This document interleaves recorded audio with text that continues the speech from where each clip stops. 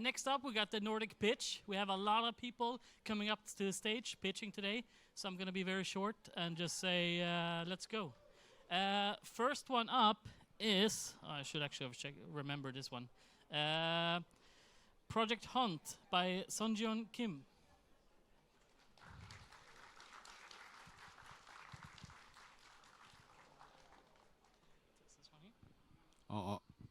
Hello, mic test. Hello everyone, welcome to Nordic Games. I never thought I was gonna be the first one, so give it a brief.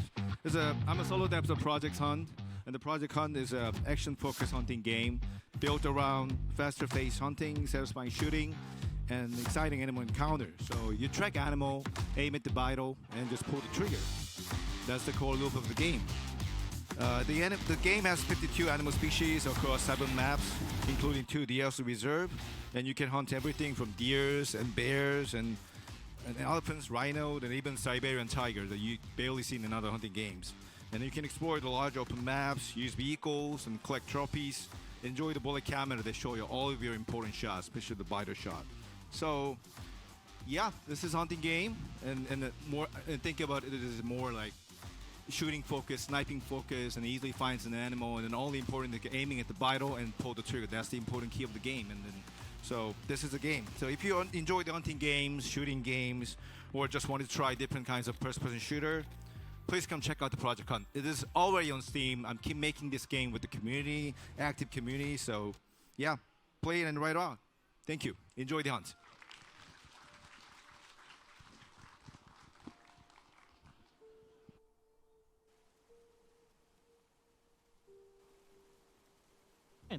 That was so fast that you have time to listen to me. Woo! But I don't have anything to say. Sorry. Then we'll go to the next one. Let's see here on my magic list. We have Derek Picken with The Magician's Hand.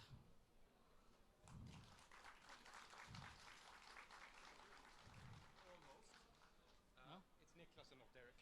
Okay. But that's fine. Let's see here. Thank you. Do you control that, or do I get a... You have, maybe this one work. Well, we'll laser... Oh, it's not started yet. Oh, there we go. You ready? Now I am. Let's go. Okay, cool. Can you hear me? So we're Laser Rabbit, and we're here to present The Magician's Hand. It is a story-driven, narrative, cinematic, 2.5D puzzle platformer at its core. Intended for across platforms. It's a single-player... single-player experience. 4 to 6 hours is what we're expecting. The story revolves around Fabrizio, the great magician, and his great comeback after years of absence from the stage, and something goes horribly wrong, and his hand is cut off. And that's where you come in. You play as a magician's severed hand and embark on an adventure to discover what happened and find the magician again. And through your travels, you go through different environments to vary the gameplay and the experience and a sense of discovery. Along the way, you rediscover abilities that you had as a magician, and that will help you overcome obstacles and also increase the variety and the experience of the gameplay. We'll also have mini-games, interactive cinematics, and as well boss battles that will further enhance your experience as well as the challenge. And music, a super important part of it. We're working together with our composer and evolving the music and the story alongside each other. And finally, a little teaser video. Where do I play that? Things there are and things to come.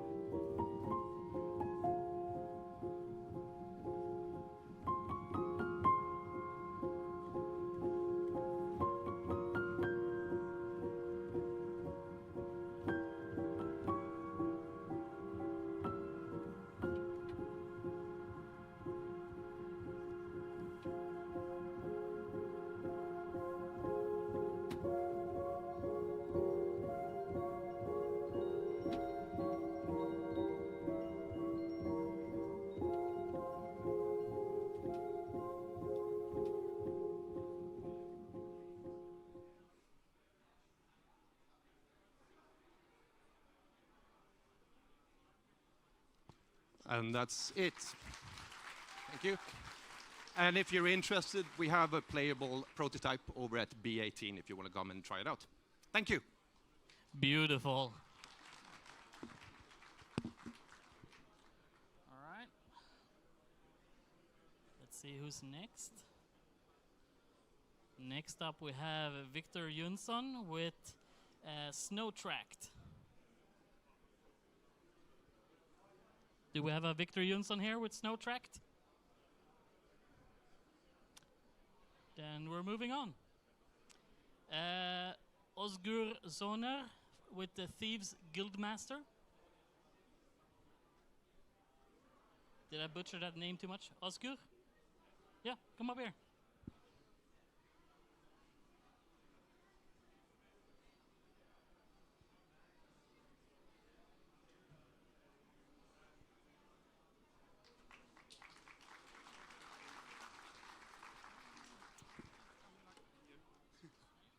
Thank you. Start when you're ready. Yes, ready. Thank you very much. Hi, everyone. This is Oz from Hexmap Games. And here is Thieves Guild Master. Thieves Guild Master, we can start the video if you like. Yeah.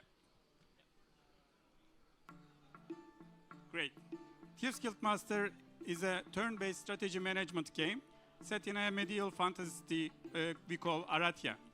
In this game, you build up your Thieves Guild. You send your team to contracts to get rewards, XP, magical items, reputation, and increase your presence in the city turf by turf. And take over the city with your underworld activities.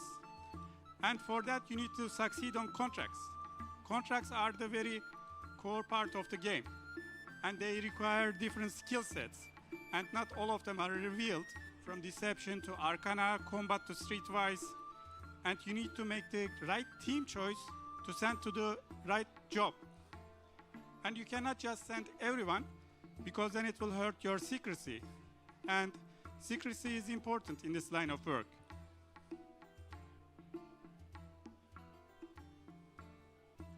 You may also want to expand your guild by recruiting new thieves, but it will increase your daily upkeep because you have more mouths to feed, so you need to pay attention on economy. And you can level up your thieves from the XP you gathered from contracts. You can give them magical items, or you can send them to training so they get better skills.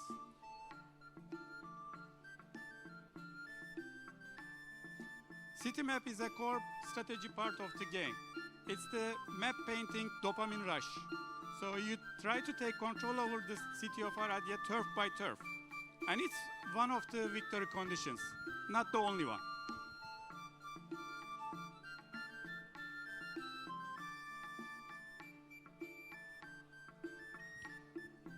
And Aratia is a living city. Every day something is happening and you need to make choices. And those choices will have effects and also narrative cutscenes. And when you level up your guild, you can spend perk points for your guild on unlocked perk trees, which will give you more benefits in different parts. And you can also unlock different guild hub locations with NPCs, special flows, narrative flows, and missions. For example, this lovely Madame Vesper joined our guild, and now we have a guild tavern. And you can unlock more and upgrade more, and they will give you more benefits. And you can always replay the game with different character archetypes for different gameplay experiences. Thank you very much. Wishlist us on Steam. And a very special thanks to our early supporters from Japan. Nihon no fan no minasan, hontou ni arigatou gozaimasu. Watashi tachi wa ganbarimasu. Thank you so much. Good job. All right. In such case, next up is Rafal Bieniek with Dominus Atoma. Do we have that? I think I saw someone. Oh yeah.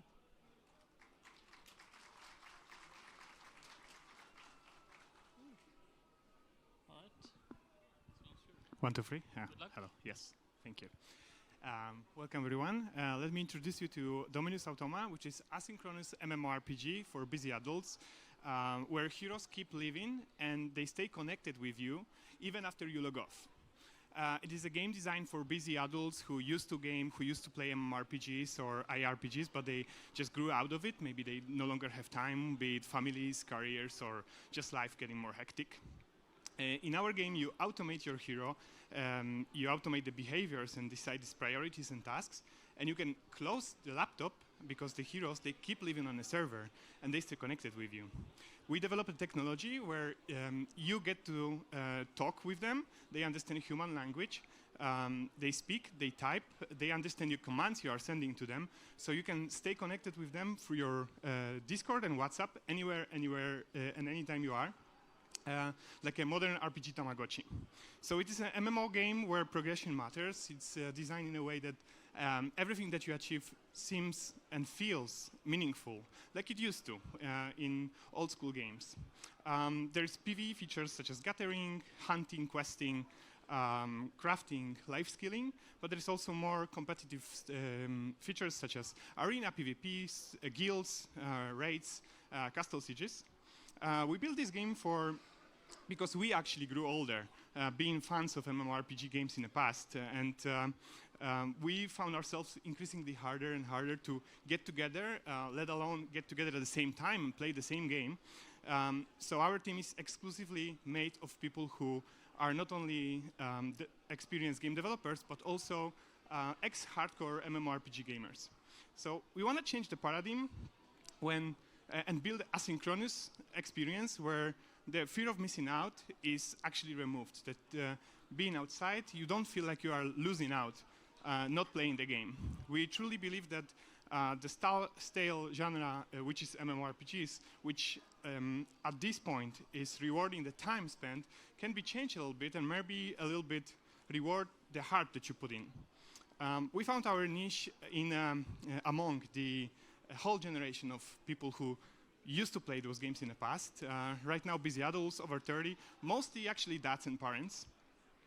And yeah, my name is Rafał. I come from wonderful team of Metashield Labs. We have a playtest going on right now on Steam, and upcoming multiplayer stress test coming in next week and a half. I strongly invite you guys to wishlist us on Steam and join our Discord. Thank you. Thank you so much. As a big fan of idle games myself, sounds good. Let's check out who's next. Do we have Elinor? Do we have Elinor? I know I saw her before. Oh yeah, there we go. Elinor Bergman with Muri Wildwoods.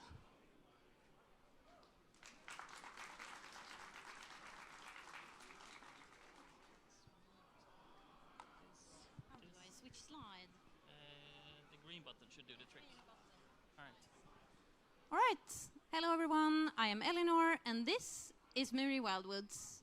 And this event will be the last chance for publishers to join us on our journey. So, what is this game? Muri Wildwoods is an adventure mixed with a cleaning simulator and a 3D platformer. So, kind of like Power Wash Simulator mixed with Mario Sunshine, but cozy and cute. We're making the game in Unity, and it's for PC currently. We'd love to do consoles, but that depends if we get a publisher or not. So the core loop. You explore, you clean, and you restore, and then you do it all over again because it's super fun. And you can, of course, pet all of the creatures in the game. Woo! So, the narrative. You play as Pelle, they're a Muri, and they work as a cleaner. Their self-acclaimed mission in the game is to restore the Wildwoods Island, but I stumbled upon this sort of mission is to save the Raccoonicorn, a giant forest spirit. So how do you experience the story? Well, you're supported by your cleaning crew here, Bea, Sixten, and Rika. They're in a little app called TeamSqueak on your smartwatch. and they're just there chatting with you, giving you info, giving you lore, or just, chatting like it's your average off-topic channel on Discord. And we also have adorable and super cool cutscenes in the game. Some different nozzles to clean that you unlock throughout your experience. Hipfire, aimfire, sniper, bomb that does the very big splash. Some collectibles that you get throughout the game.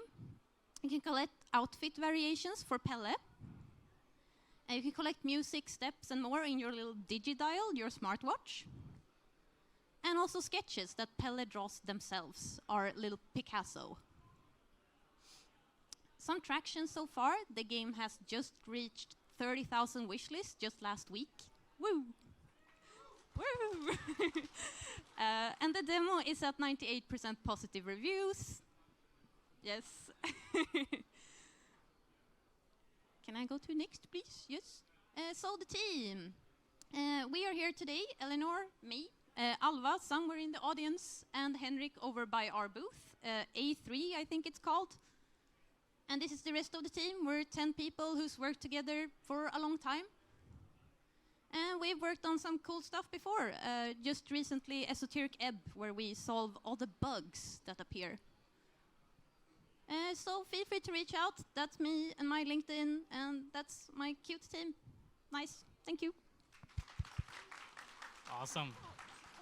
Oh, perfect timing. All right. Next up. This is going way quicker than expected. Oscar Reineberg. I don't know why I said that in Danish. Do we have an Oscar? I think that was a hand going up. Oh yeah.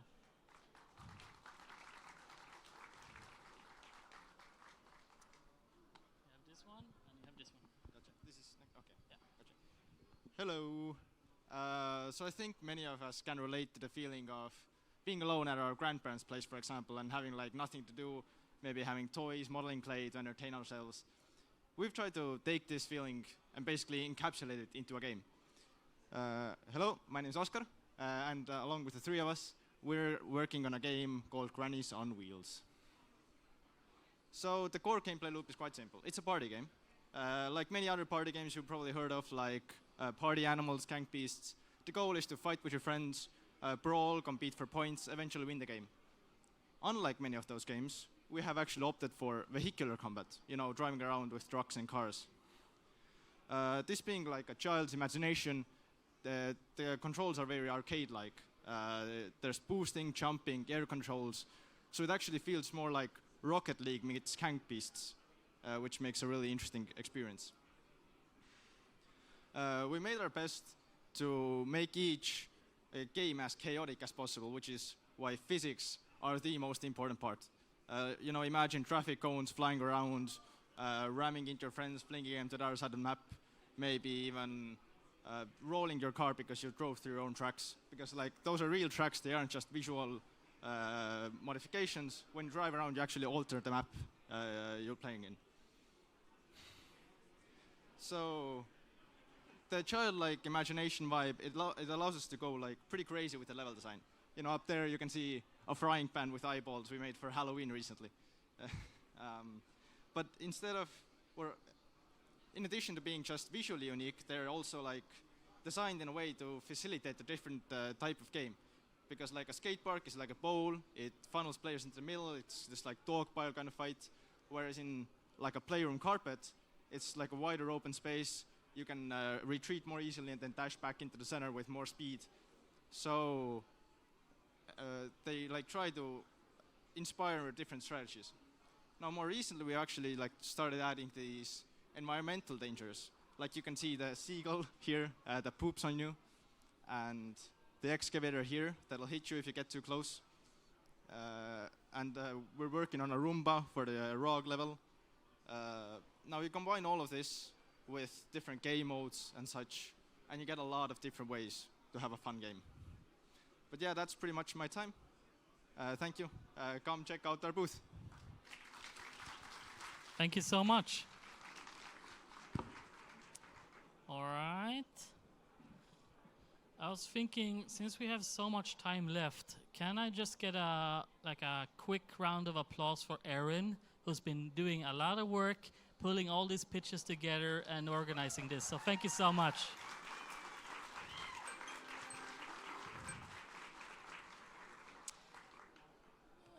Okay, let's. Do we have a Tatsuya Nishika?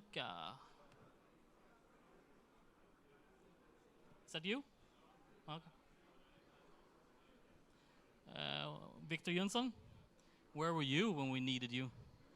Well, you can go up now then.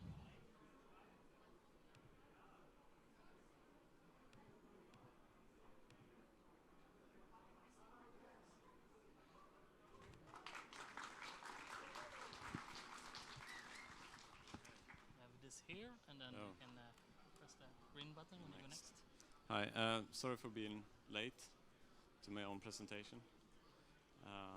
Next, let's see. So,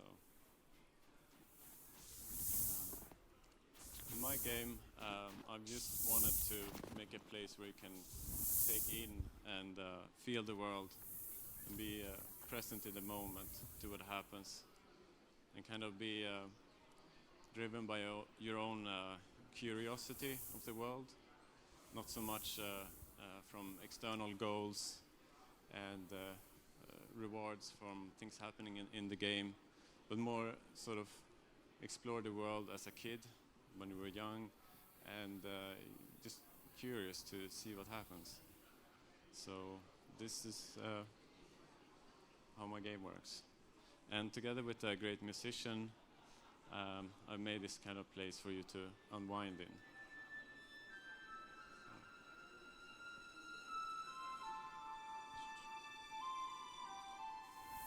I think we need some more games where you can sort of play to calm down and not only be stimulated a lot.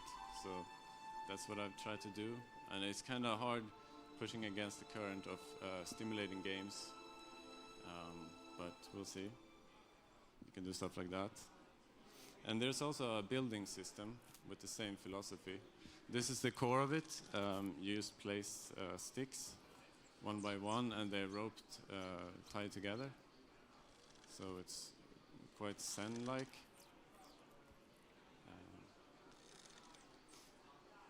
And this grass tool lets you create a shape of any 4 points to sort of cover what you create.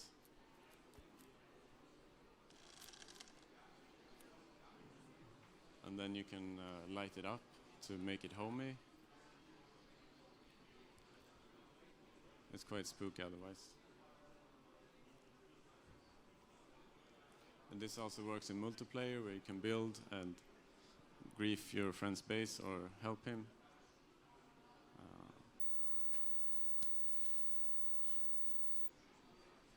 And this basically the game. If you want to see more, I'm over there at Arctic Game. You can try the game or find it on Steam. And I'm also looking for a publisher.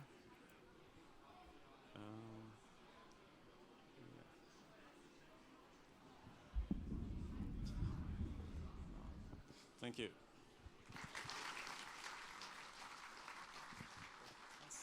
Thank you so much. All right. Do we have Tatsuya Nishika now?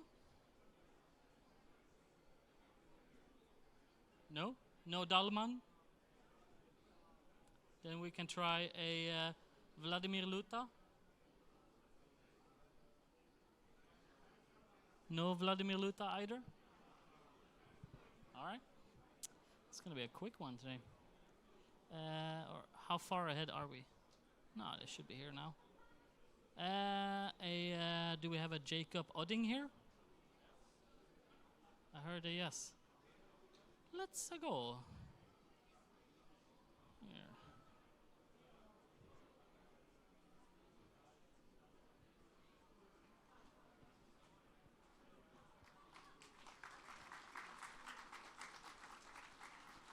Okay. Yes, sir? Vilken mick? right, test. All right, hello everyone. Hope you're having a fantastic Nordic Games. My name is Jacob, co-founder and CEO of Twin Tide Studios, and I'm super excited to give you guys a first look into our first title, Beneath the Veil. Beneath the Veil is a high fantasy survival game where the player must journey into a giant abyss, inspired by games like Grounded, Subnautica, Dredge, and many others. During your journey, or you play as an explorer tasked with mapping out an island known as the Hollow Isle. But during your expedition, something goes terribly wrong, leaving you stranded deep below the surface. As you venture down, you'll uncover a vast selection of biomes and flora and fauna that you can gather. So, what are the core mechanics of the game? Well, like I mentioned, the player will gather a vast selection of fauna and flora and use it to craft equipment, tools, and upgrades. Players will also discover mysterious dormant artifacts that they can use to upgrade the character, whether that's helping with combat, traversal, or resource gathering. Building also plays an important role, but unlike traditional survival games, the progression is constantly moving downwards. So instead of permanent bases, the player will construct pop-up camps that acts as checkpoint throughout the journey. You'll also, at the core of the experience is of course descending itself. The player will have to use tools like grappling hooks, ropes, ladders, and other traversal equipment, creating an open and customizable gameplay and play styles. Now, spending weeks in a hole would probably take quite a toll on the mind. This is where our dynamic sanity system comes into play.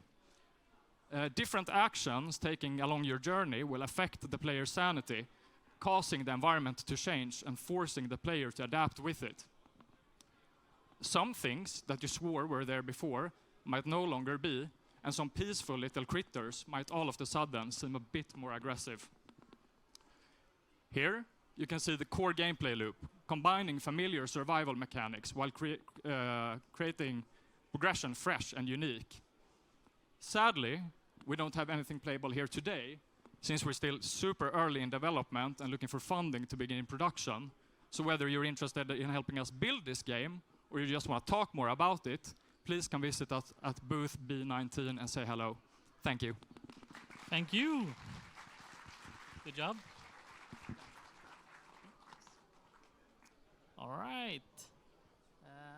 Let's see here. Who's next? Javi San Juan. Oh, nice. With Tokitopia. I don't know if we have an Ilya Zvanidze here, but you have 1 million presentations, but nothing sent in.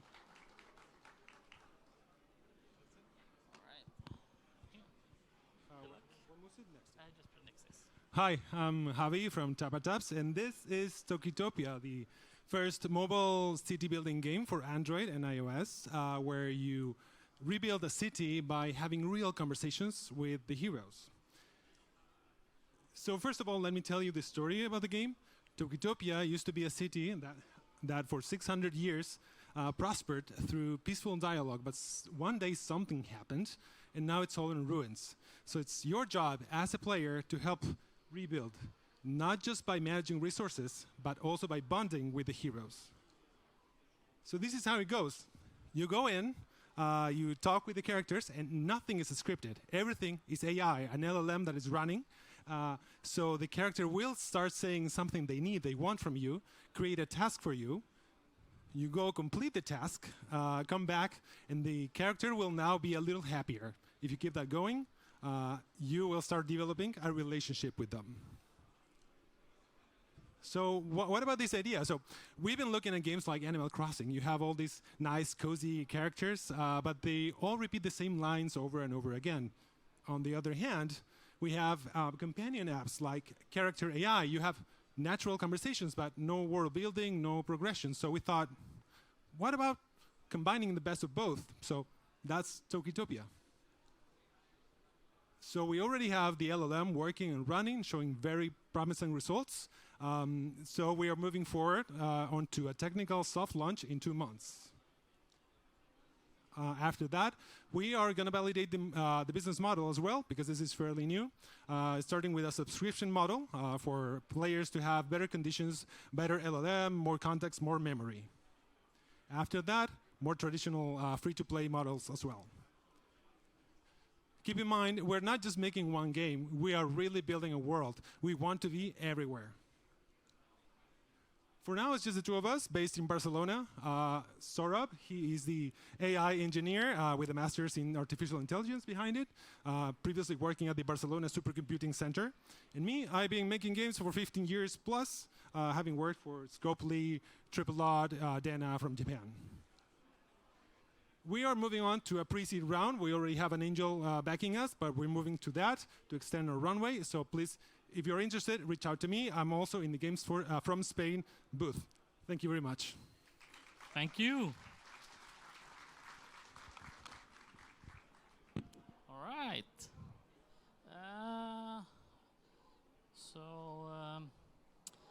Last call for Tatsuya Nishika? No? All right. Or Vladimir Luta? No? Okay. In such case, I only think we have one left. Do we have a Jeremy? Let's go! And we're only almost 50 minutes ahead of schedule.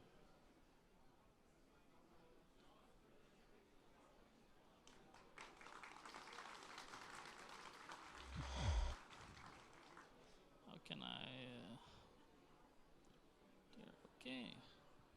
This is for you. Should I start it immediately? Sure. Okay. You can put it on loop as well. Okay, I'll try that. Is this loop? Yeah. Thank you so much.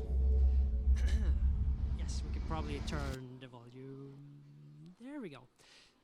Okay, so this is Vikings on Trampolines. It's a game I created because I wanted to play a game with my little sister. Back in the day, I was so excited for Super Smash Bros. 64 to come out, and I tried playing it with my little sister, and she couldn't figure out the controls. I was so hyped about the game that it made me really sad to not be able to play the game with her. So I designed kind of a Smash Bros. Lookalike that only uses the thumbstick to play. So you jump on the trampolines, you push each other off, and that's it. You have power-ups, but you don't use any buttons to play it. And the thing is, after a while, we started showing the game around at different types of shows. We showed it here 15 years ago, and we actually won an award for it. It's been in a development for a long time, but we've also made another game in between. So now we're finally finishing the game, and we have discovered a couple of things. The fact that I designed it that way made it possible for people with disabilities to play it as well. We took it to Tokyo Game Show, and a family of people that were deaf, they could play the game while they were doing sign language. So they actually beat us because they were making secret strategies against us. So I originally designed it this way so that you can have a beer and play it at the same time, because it is a party game. But now we had a big problem that happened during Corona. Since it's a party game and you could no longer sit at each other's places like friends and play together, you weren't able to really enjoy the game as we had intended. So we added a single player mode as well, with bosses and with mini games and with crazy stuff. If you guys want to try it, it's right back here, and we're going to be here all conference, so please come and try it. Bring your friends. Thank you so much. All right, thank you. All right, everybody.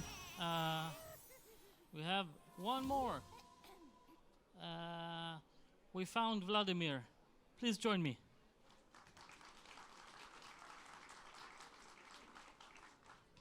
You can take this one. Then you just press the green button when you want to. All right. Hey, hello. Welcome to our next Rotel No Checkout game. please take a look. So our game is management simulator of your hotel. You build your hotel, you make it better, you make your rooms, and invite your monsters for your rooms. So you should take care about your hotel and just enjoy it. Our hotel is built with dark ambitions, so here we have a gothic atmosphere and a lot of monsters inside. Gameplay loop. So here we can rebuild our rooms, make it better. We have a lot of furniture, a lot of stuff that you can make better your rooms, and invite guests. So also you craft zombies that are taking care of your hotel. Okay, you build ultimate generation monsters that reserve all hotel, take care, and make it better for everyone. Visual style is gothic, and it's very unusual, like simple and unusual. Our steps of our game is we are now on production phase. Our demo build is ready. You can join our product on B6 stand of Republic of Moldova. We are part of it. Yep. And about our studio, we are CGI Lab Games. We publish games for consoles, Nintendo Switch, PlayStation, and also make our own games. So if you have a game, you can contact us, and we can port and publish your games for console. And also we are part of delegation of Moldova MITP Park. We have 7% tax. We are very happy to be here and representative Moldova country. And please talk to us and find us at the B6 stand. Very nice to see you here, and thank you so much for your attention. Thank you. All right, thank you so much. All right. So, unless someone else feels like they want to come up and do a talk, or sorry, fun. Okay. Let's see here. Greedy Tales. Okay, you sent it in now. Okay, good. All right, we have one more. You can come here. Grab this one. Hello. Good morning to all. Okay, I want to present you Greedy Tales. It's a mining game. It's AA quality, 2.5. And the more important thing is that it is a cooperative mode. You can play 4 players at the same time, and it have a very relaxing mechanic related with the rhythm, as you can see there. You can buy some different songs, and you can mine at the different rhythms. They are more powerful. One of them is more powerful than the other, and you can improve your skills linked to the gold that you obtain. You are a greedy dwarf, and all the time you have to obtain more and more ore. It have 3 tiers. At first, you begin in this mine, and you have to evolve to other mines. Here you can see the kind of work that we make with the light. It is very interesting because we use our own plugin over Unreal. It is called Phaeton. We don't use Lumen, and we use to make it real.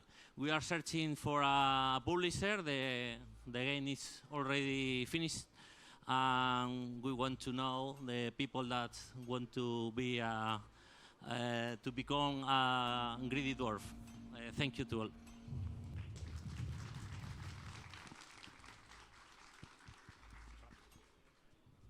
All right. Anyone else want to go on stage? All right. In such case, we're done for today. Tomorrow, we're going to go again with even more people. So, here, 11 o'clock tomorrow. See you there, or else I'll see you at Mellow Yellow. All right, it's time to begin, almost, more or less. Hello, everybody. One more time. Hello, everybody. No, you're supposed to say hello, not woo. Jesus Christ. All right, how many game developers do we have here? Oh, so good. How many of you are pitching? Half of you. Do we have any publishers or so? Oh yeah, so almost as many publishers and investors as we do as pitchers. So there's one for each of you. So anyone with smelly socks? One? Yeah. Well, here. Ooh. Oops. Anyone else with smelly socks? Here we go. Whoop. Oops, sorry. Sorry. I have two more. You want? Here. One more. Here. Okay. Oops, sorry. All right. Now we can have this conference smell slightly better, hopefully. All right. Let's just begin. So when I call your name, you basically come up through the staircase over there. You will have 3 minutes to tell us why we want to play your game. What makes it unique and why is it so fun, right? You will have a little clicker here. You press the green button to go next if you have a slide. Otherwise, if you have a video, we just play the video, right? That's basically it. So first one up is Julia Sereda with Catcraft.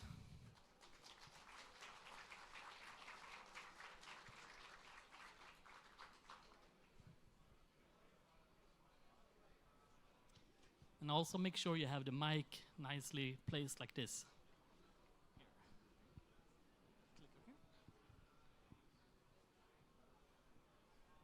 Okay. Hello. My name is Julia, and I'm from Ria Games. We're on a mission to make this world a little bit better place. And this is Catcraft, our cozy crafting sim, where you grow magical plants, craft cats, and bring colors back to the city. Imagine a city with a serious problem. There is no joy, no colors, no cats.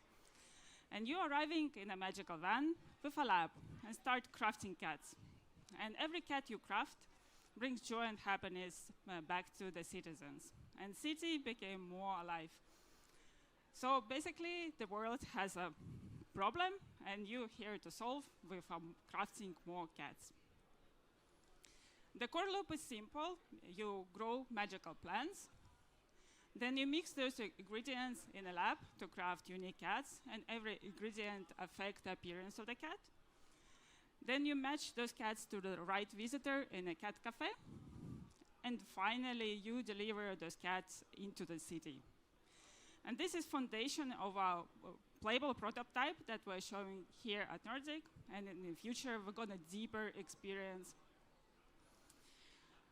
So the heart of the Catcraft is a cat generation system. Even today, our prototype can create truly unique cats with different fur colors, and head and body shapes and eyes. And in the future, we're going to expand and keep expanding options like attributes, features, different personalities, and even different behaviors.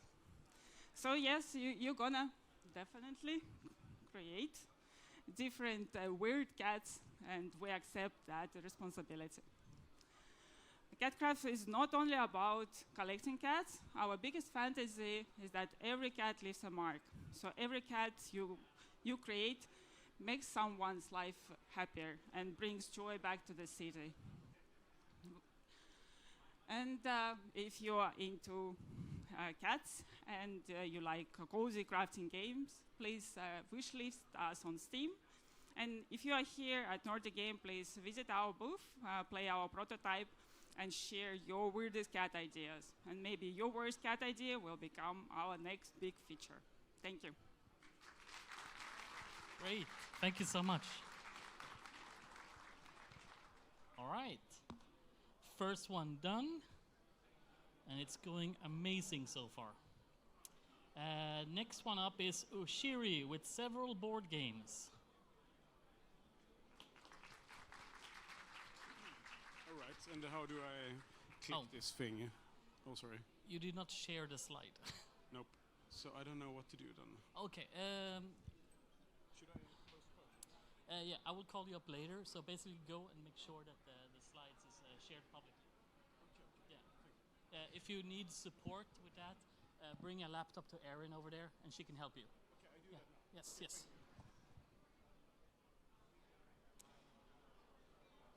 It's no longer going amazingly. All right, let's go for the next one. Fabian Baldzun with Walk the Frog.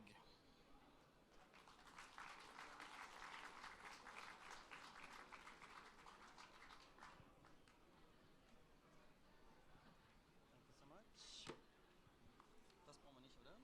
Good. All right, ready? Hi everyone, my name is Fabian. Hello, I am Oliver. Walk the Frog is a stress-free narrative puzzle and it just released on Steam. But why should you buy this game? Well, you know the feeling of being stressed out, totally overwhelmed from all your to-dos. We've got you covered. Walk the Frog is simple and calm, so grab a cup of tea, grab your favorite blanket and ease into Froggo's world. It features sticky notes and a frog called Froggo, I already said that. And Froggo is looking for his best friend Buddy to reunite at Froggapalooza Festival. But besides that, what makes Walk the Frog special? First of all, the game is made by real humans with dreams and ambitions. But we are not just heads. We have bodies, we need to eat. And we are trying to make a living with our indie games. So we really hope we can convince you to buy the game today and support our indie dev journey. Let's have a look at the trailer.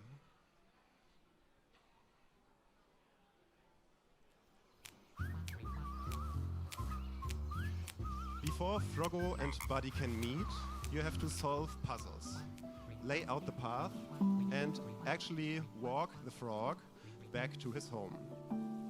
But you're not alone in this journey because you will find new friends along the way. That will help you overcome many obstacles. One of the main appeals is the high visual quality and the comforting soundtrack. So instead of distracting you, let's just enjoy the trailer for a moment.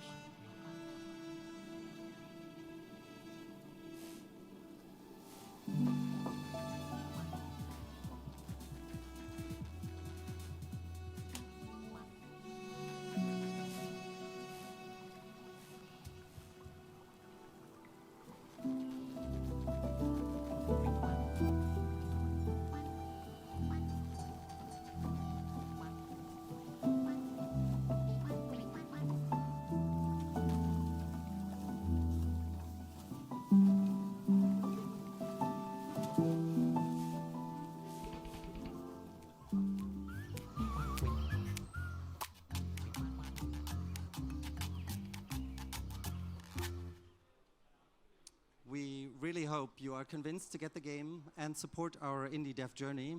It's a journey we started 6 years ago with just some doodles on sticky notes, and we're so happy it finally released. So you can get it on Steam for 25% off, and we wish you a very cozy and relaxing time with Walk the Frog. Thank you very much. All right, thank you so much. Good job. All right. Next up, Martin Nerurkar with Crownbreakers.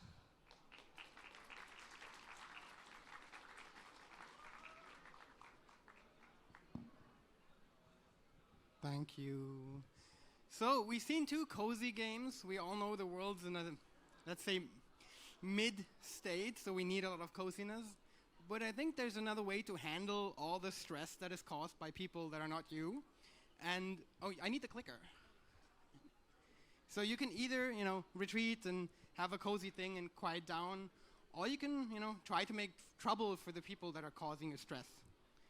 So I'm here to talk about Crownbreakers, which I generally describe as a tactical card game that lets you beat up demonic billionaires.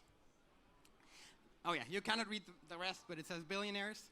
So that's a bit of a mouthful. I'll walk you through it and hopefully explain why it's an awesome game. So it's tactical.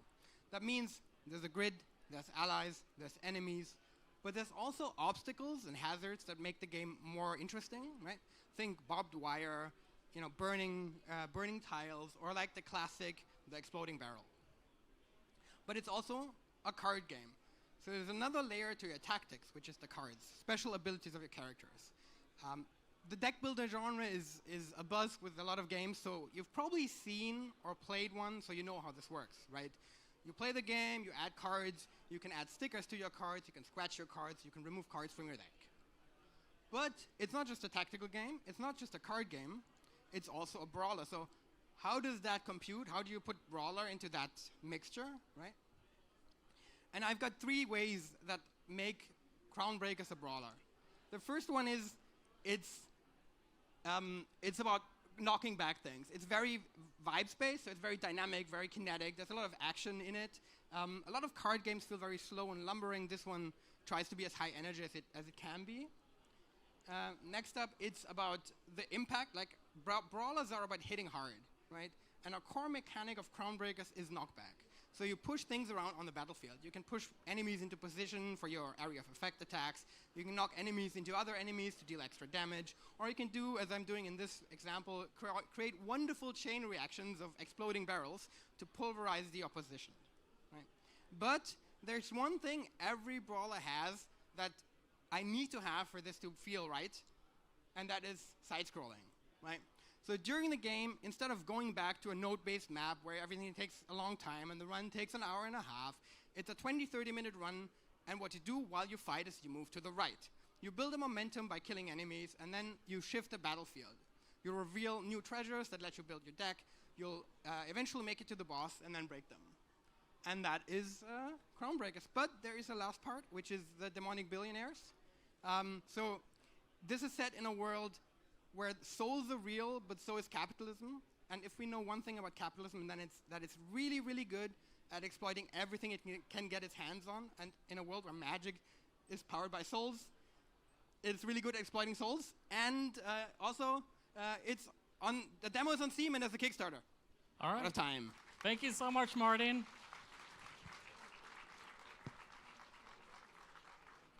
All right, that was Crown Breakers. Next up is David with Inu.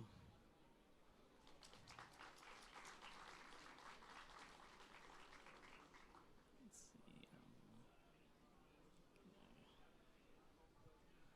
see. So, hello everyone. My name is not David, I'm Basti, hello. Yeah, I'm game designer at Enso and we are currently working on Enu. Yeah, some key data. Enu is what we like to call a multi-directional 2D action platformer. Here you can see the unique rotation mechanic you can utilize to travel between 4 distinct worlds. Also, we have a great focus on gameplay customization. Let's talk a bit more about the rotation. It's a new way and an exciting way to explore the world. Also, you can experience stories in a new and fascinating way. You'll also meet a lot of unconventional enemies that either react to your rotation or require you to utilize your rotation in a creative way. Also, you'll see challenges in never before seen puzzles. Also, you'll find anything you know from conventional platformers, maybe from a different perspective. The gear skill system is our main way for you to customize your playstyle. In Enu, every gear piece comes attached with an ability you can either put in as a base attack that generates resources or spends the resources for better, stronger attacks. Or you can use them for devastating ultimate skills.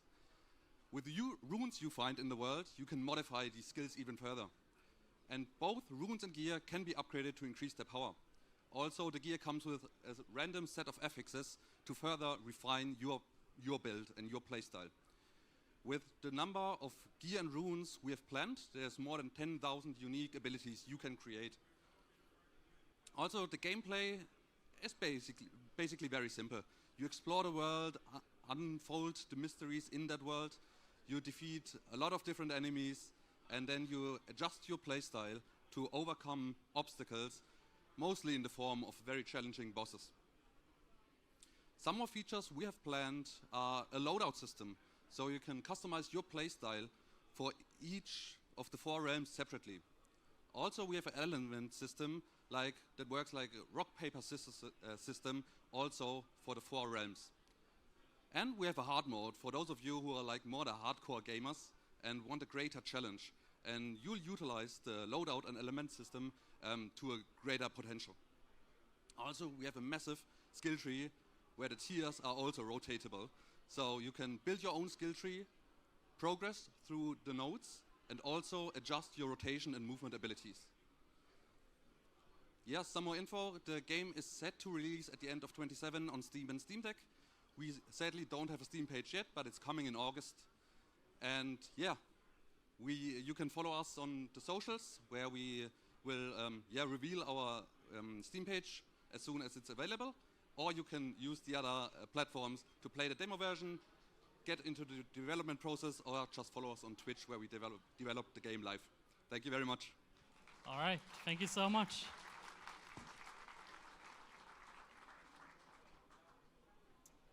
All right. Next up is Julian Schillinger with Beards Go Underground.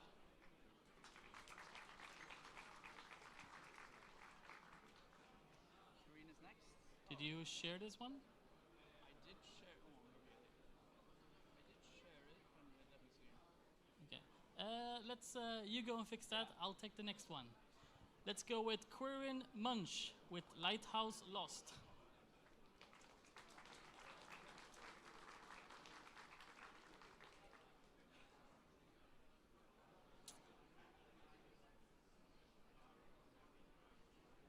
No Quirin Munch? Quirin Munch? All right, let's not do that then. Let's go with Selina Stukla with Witch Artisan.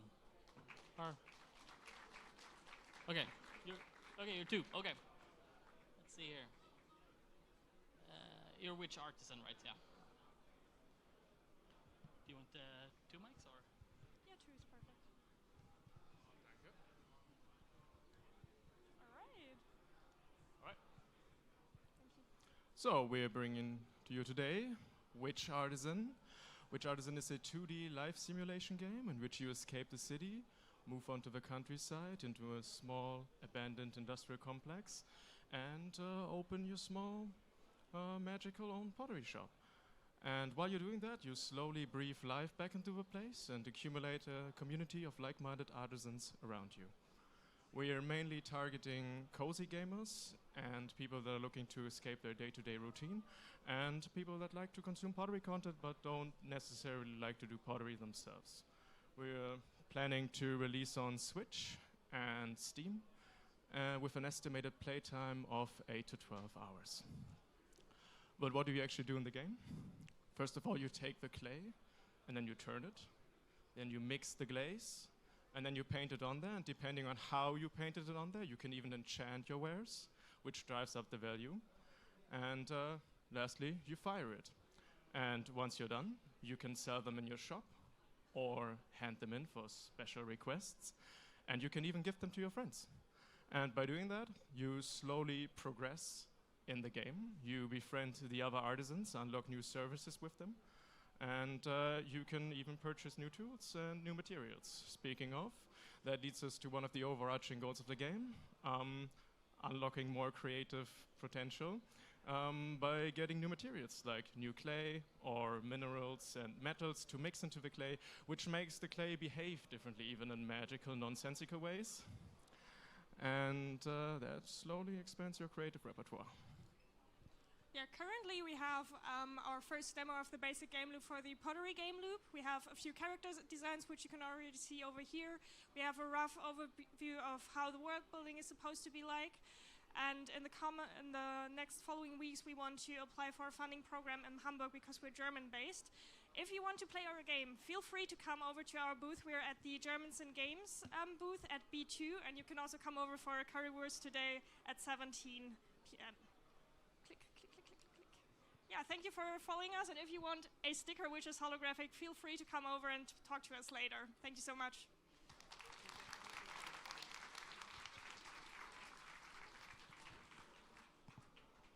All right, thank you so much. Do we have a Querin Munch here now? Still no Querin Munch? Okay. Then do we have a Wolfgang Schmitz? Wolfgang Schmitz? I don't know why I'm trying to do my German accent. No Wolfgang Schmitz? All right. In such case, let's see here, did Julian manage to sort out his life? Julian? Julian? No? Did you sort out? Perhaps? Okay. Let's see.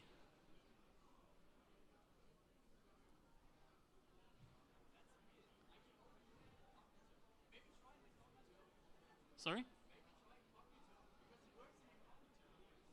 Let's try, Alright, let's try that. Please hold on. Technical difficulties. Can you hold this? Yeah, for sure. How are you feeling? No, are you good? Are you good? Good morning.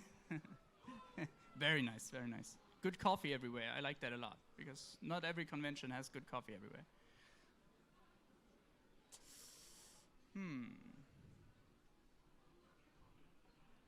Yeah, it's so annoying with Excel. Yeah. Very odd. Okay. Great. All right. Let's go. Alrighty. So, this is Beardsco Underground, and in Beardsco Underground we combine. We combine mining and deck building because we are huge lovers of roguelike deck building. Sadly, the GIFs don't play. Whatever. But what you do in the game? Does the trailer load? Very dramatic. But what you do in the game is the trailer does not load. Very interesting. That makes things tough. But what you do in the game is that you have a base of cards, basically, which give you the option to mine away the ground in order to find lots of gold. So basically, we're combining the Pokemon Diamond mining minigame, if you know and like it. Of course you do like it, it is great. With roguelike deck building, where you can build your own strategy in order to achieve cool chain combinations, which you would be able to see in the trailer, in order to find lots of gold. Basically, the gameplay loop is that you choose your favorite dwarf, which all have different strategies, and build your deck as you know it from Slay the Spire and all the beloved deck builders that you know, and try to escape the mines by finding lots of gold and taking it back home in order to drink it away in the tavern.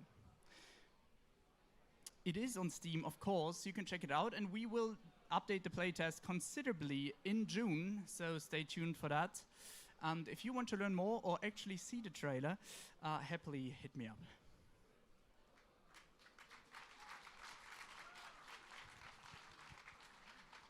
Thank you so much. All right. Let's see if Oshiri has managed to sort his stuff out.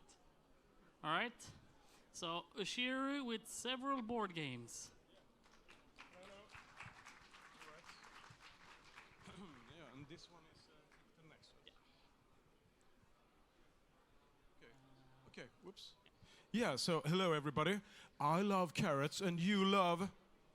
Okay, anyhow, my name is Ushiri, and perhaps you've seen this carrot if you're from Malmö, because I believe everybody loves to have a carrot. And I'm the board game director and people booster, and above everything, I'm also a nerd, and I free them all in VR. And this here is my game, Cuties and Monsters, or Sötisar och Monster. So in the fairy tale world of Assyria, cuties are hunted and eaten by monsters. Protect your cuties with your monsters while eating your opponents. And it looks simple, but it has several tactical layers, because you have, I think it's like 42 or 43 tactical cards you can use.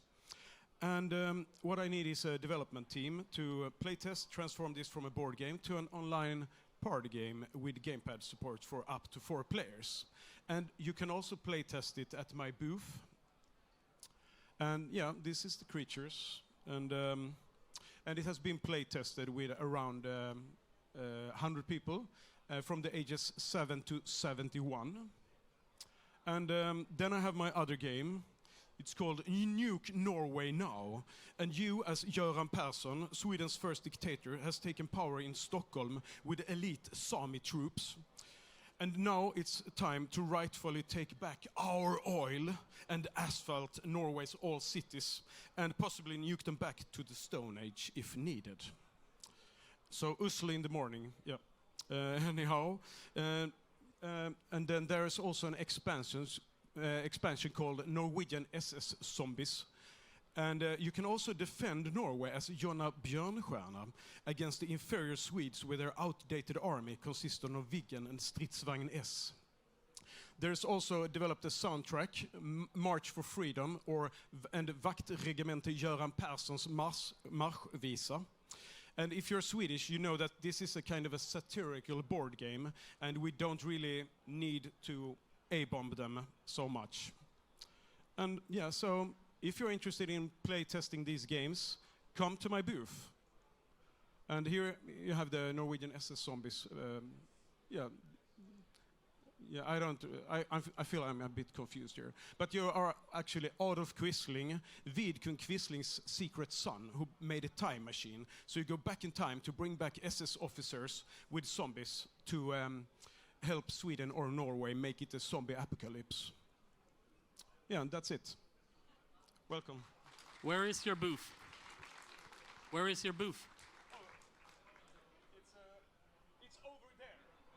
50 meters. Yeah. Welcome. All right.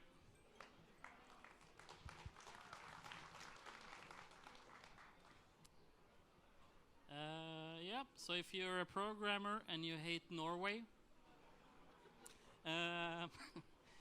wish it was Denmark. No, sorry. All right, do we have... oh, Corinne Munch is now here, I heard. Yes, all right. I don't know, this is gonna work. Do I need to download this? Oh shit, that's right. Perfect. All right. So maybe I start to introduce first. Sorry about the schedule issue before. But I'm Quirin Munch from QM Interactive. I brought 3 products today. So can we start? All right. Good. Yeah, we are an independent development studio from Munich. We have around 120 projects already created. We are mostly in B2B, but we also have own IPs. Like our first project is Captain Hog Island Adventure. This is a cozy farming simulation game for children and also young people who like the cozy farming sim game. Have a cool storyline around that, and yeah, we're currently finished the prototype, and we want to or looking for a publisher for the next steps and for the production phase. All right, then oh, there's a presenter. Our second project is Lighthouse Lost, which is a walking simulation game. It is about young Evelyn, which is 17 years old and got a social dilemma. This is created in Unreal, and we are currently finishing the prototype on that side as well. It is funded by the FFF Bayern in Germany, and we are currently also looking for the next steps together with German federal funding or even with FFF and the publisher, trying to get that big. And we are working with stress inside of the game. And yeah, it is more like you have to try to get your stress down and survive in that area and that world. And our third project, what we have is, Nutri Hero VR. We're also working in the VR area, which is kind of a Beat Saber game inside of the colon, where you have to decide which kinds of nutritions are good or bad for the body. On that side, we want to create a big game area, which is exploring the whole body, because we have a second company where we have all the human anatomy, so we can dive into the body and extend the whole universe to explore the human body by having game fun and play time. Yeah, let's talk. I'm open, and directly behind you we have a stand, so come there and check out our games. We have many more in our pockets, but these 3 are our focus right now, so thank you very much. Thank you. Finally, someone brave enough to shove VR up our colon. Sorry. All right, in such case, did we miss anyone else? No, we managed to get everyone there.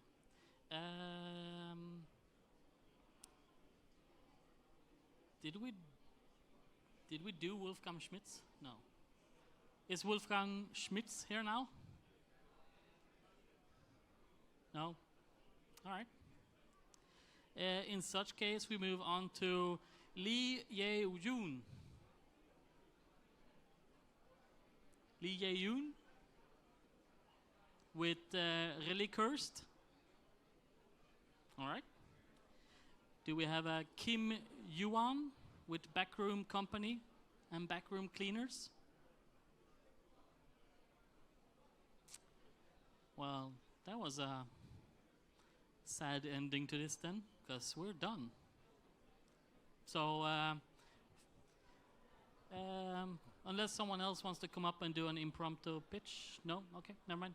Well, thank you so much for joining us. And tomorrow, if you feel like, hey, I really enjoy watching this, tomorrow this is gonna have even more. I think the biggest day is tomorrow. So it's 1.5 hours of pitches tomorrow, hopefully, if they show up.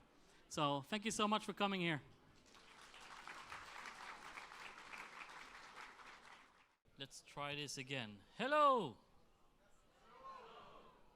Great. Were any of you here yesterday? A couple of you? Okay. Let's try this again. How many are game developers? Yes. How many likes playing games? Yes. How many likes playing role-playing games? How many likes playing role-playing games with dice? Ish. You were like, ish. You can have it. Yes. Wow, thank you. All right. Let's try this again. Who has smelly feet? You have smelly feet? All right. Who else has smelly feet? Smelly feet? Oops, sorry. You have smelly feet? Great. Sorry. One more. You? I'm giving it to the lady in the back. Let's see here. Whoops. Almost. I need one of those shotgun cannons thingies. Right. All right. Let's just get started. It's time. The pitcher's going to have 3 minutes at most to present their game. They're going to present why should people play their game? What makes this unique? What makes this fun? We're also streaming live on Steam as well. We should be on the front page, I believe. And if you're pitching, I will be calling out your name. We're going to go just back to back to back. You've all received your estimated time, but it might go way sooner, right? You come up on this side of the stage, all right? You're going to have a clicker here. If you have a presentation, just press the green next button to go change slide, all right? So first one up is Nishita Hodakovsky with Mr. Donald. Clap.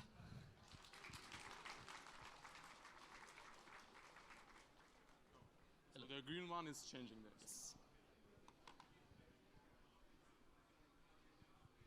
Hello guys, my name is Nikita Hodakovsky. I'm the founder of a game development studio based in Chisinau. They are the biggest community-driven studio in Moldova. We have almost 700k followers across our social media, and we came with something unique this year. We decided to bring something special. We have a mission. We decided to save game dev somehow, because the game dev is in lack of new ideas, new genres. All the team is full of friendly slap, horror. We decided to create something unique, something special.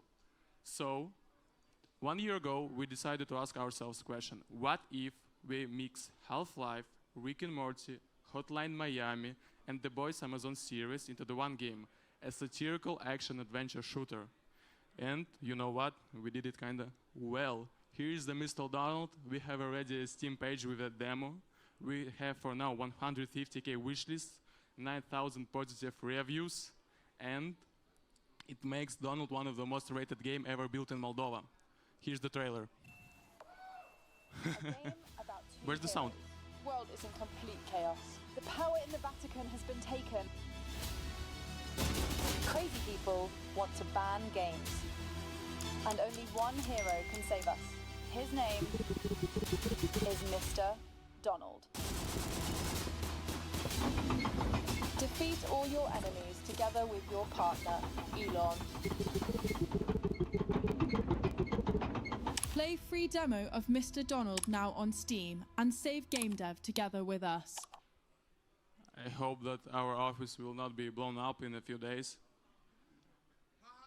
Here's the few here's the few skins of our game. It was mostly inspired by the Half-Life. We have a lot of social memes and jokes.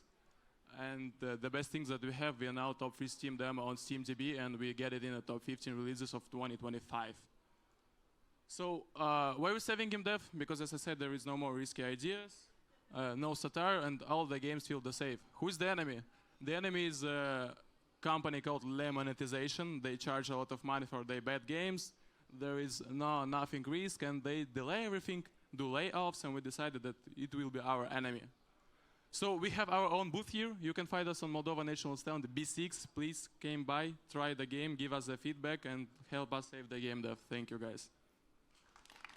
All right, good job. Thank you so much. All right, next up is Julia Sereda with Orms. Clap, clap, clap. I'm just saying, yesterday's audience, I didn't need to tell them to clap, so you guys have room to improve.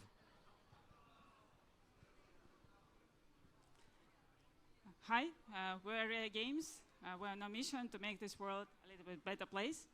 And this is Orms, an unspoken story about childhood fears, courage, and finding the light.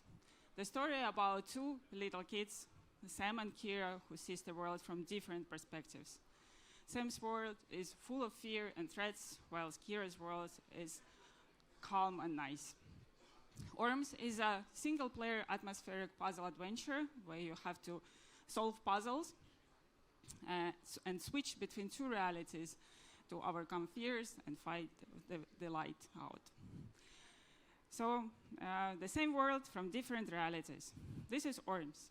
And now take a sneak peek of our current stage of a playable prototype.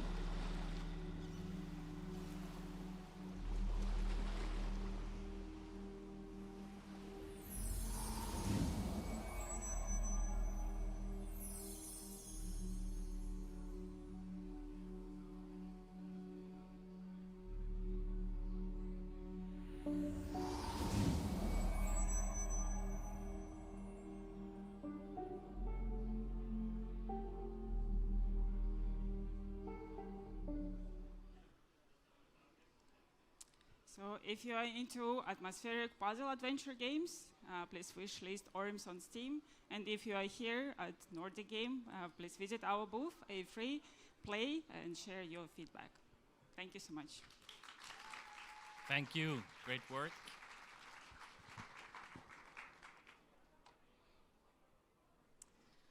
All right. Next up is Ulrike Küchler with 100 Lives. Now. premature clapping. Thank you. So, hi everyone. I'm Ulrike, CEO and founder of Gamebook, and I'm going to introduce to you 100 Lives, the first rogue live sim to be available on PC, but also on console and on mobile. And why to play our game? Because you get a golden ticket to live 100 lives. Who doesn't want to do that? Let's take a look at our mood trailer. Any life is starting as a baby and going through different life stages. One life roughly takes 1 hour. And as you grow up from child to teenager, you can make different choices, for instance, to become a pop star and musician. And any decision that you're making in your life stage is having an impact not only on the next life stage, but also on the ones thereafter and even on your next life. And when you start your next life, like in Groundhog Day, maybe many of you know that movie, you're gonna start again, but with better conditions. And for instance, you can maybe choose to be a rocket engineer in the next life and build a space rocket, go to the moon, and then in the lives thereafter have your first concert on the moon and branch out your life possibilities as you go. You can live many different lives. You can live the good life, being a farmer in a cozy environment, but you can also try to go to the dark side, join the mafia if you like. Everything starts out in 100 Lives with a tree of life. It's a dying magical tree, and your mission as a player is to make it grow again.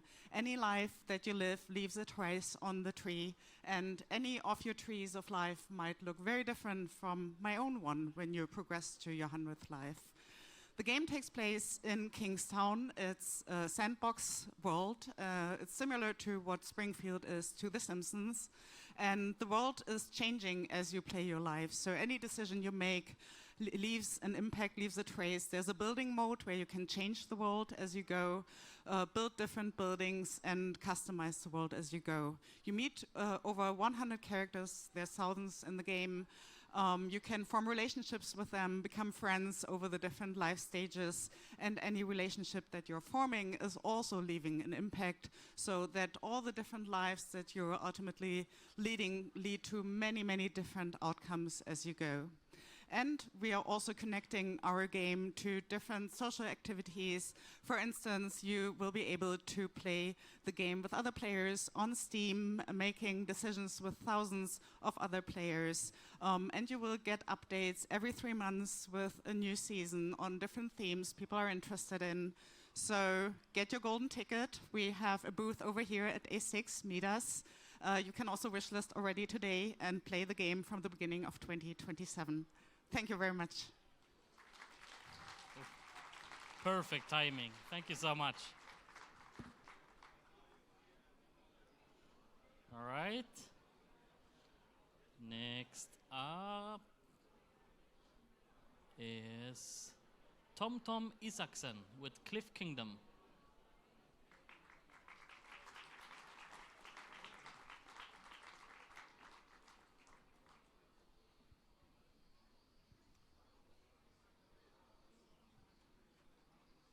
Now you can clap. So, thank you. Thank you. Okay, so my name is Tom, and I'm the founder of a company called Most Likely No Reason for Hysteria. And we're here presenting a game called Cliff Kingdom. And there we go. It's a 2D Nordic-inspired kind of platformer where you play as Mothboy, who awakes in this dark kingdom, tasked with finding the lost light of the lighthouse, which is on top of the kingdom. And we have trolls, which is pretty cool. And I just want to show the trailer first and foremost. This should play now.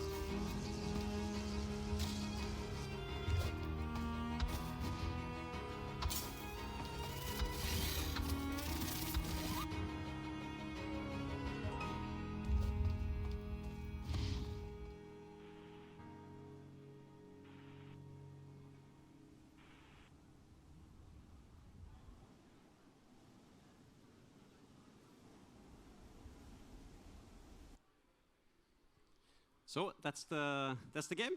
It's on Steam right now, able to be wishlisted, and we're expecting to release it late next year. We also have a demo out, and we went a bit nuts. So we have like a 3-hour-long demo. So feel free to test it out. We're also at booth B30 and have the game there. So feel free to drop by and check it out. Thank you. Thank you so much.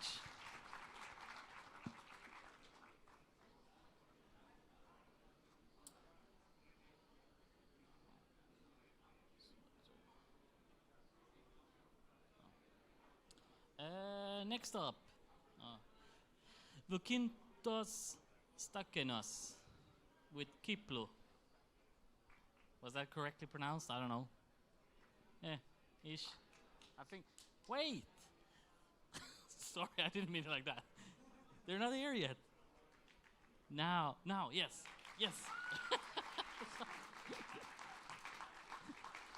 I'm sorry for being so aggressive about the clapping. That's on me. Hello. How do I start slideshow? Okay. Okay. 14,000 years ago, in the place that we now call Fertile Crescent, 3 tribes shared a piece of land. One tribe was farmers and already grew wheat. One tribe still was nomadic hunters and they were following elk. And one tribe was eating their enemies since they were living under the volcano and believed in the fire god. As a player, you are a young hunter, son of a chief, but not very good hair to be a chief because you are weak. You are not very self-confident, and you doubt yourself. But one thing happens, the volcano erupts, and you as a young hunter appear out of your element in the Kurku tribe, and therefore you have to survive. So Kiplu is a stealth game. It's not a direct combat hack and slash game. You can strike from behind, you can shoot with a bow from far away, but if you meet a real warrior, you're gonna lose, most likely.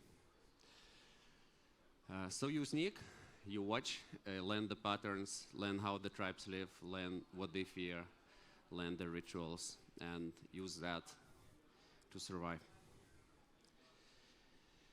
Every choice matters, and every choice defines your character, but on site it also defines how people see you. So if you do something bad that other people see, it will depend who sees that. Some tribes will respect you killing someone innocent, and some tribes will be afraid of you and shun you away. On top of that, we have 9 spirit wells. So as you get into the dream, you meet your fears in a spirit, as a spirit, and if you overcome that fear, you become stronger as a warrior. Okay, this is not working for me. Oh, okay, sorry. Yes, so will this work or no? Sorry, I don't know. So we have demo on Steam now, live, and you can try it out, play, or we have a booth there. You can do the same.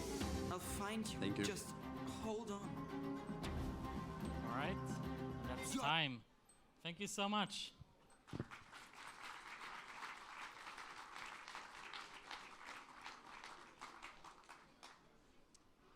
All right, next up, David Ventura with Tacticord Glam Strategy.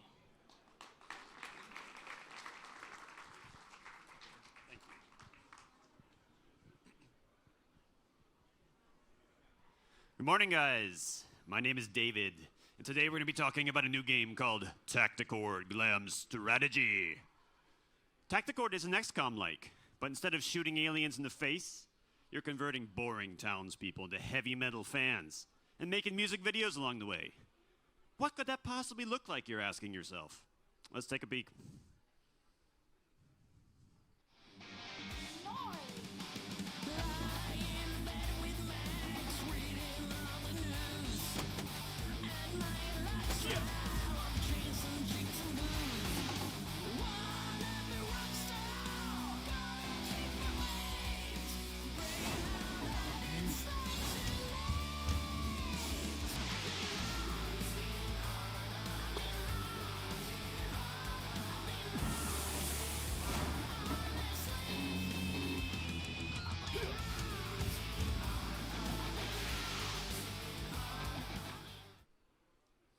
Tacticord is a character-driven strategy game set in 1990.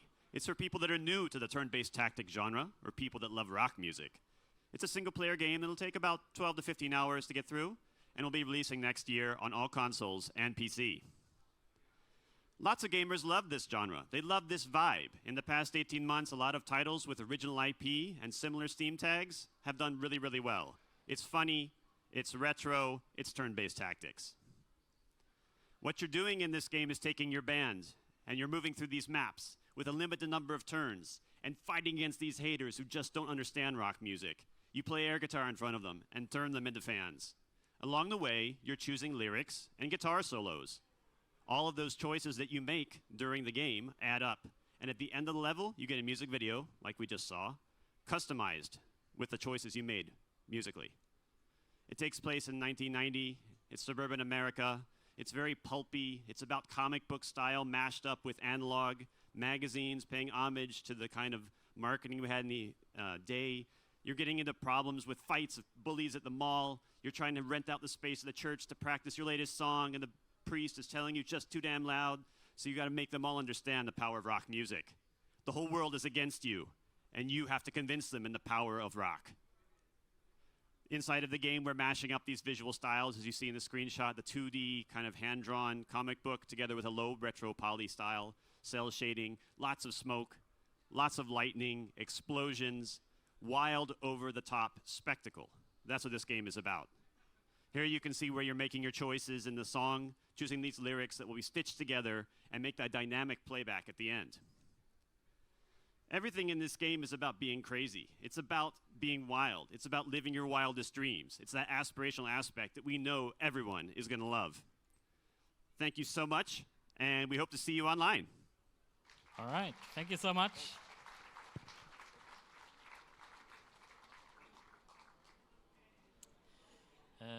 Next up is Patrick Anderson with Project Solar. Yeah.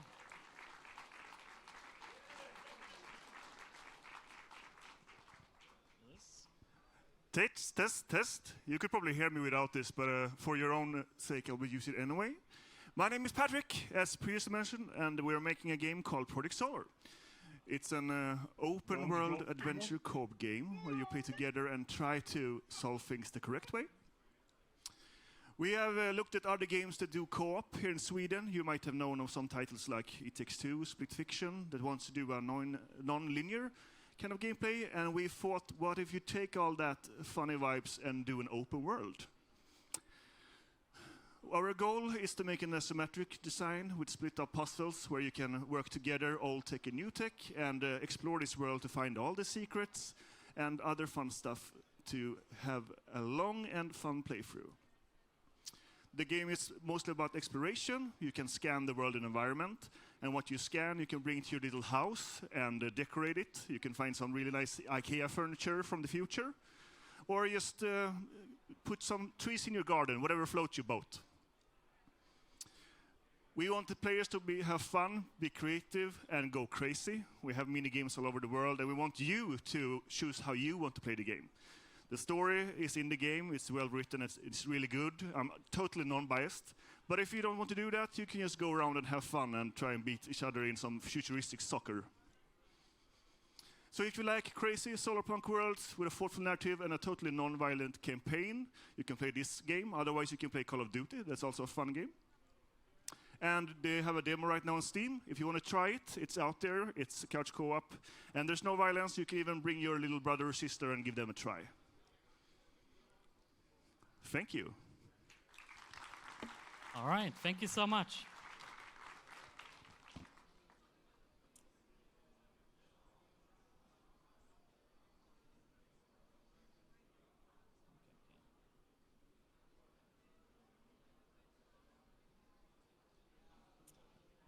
Hello. Next one is Alexander with Floralis.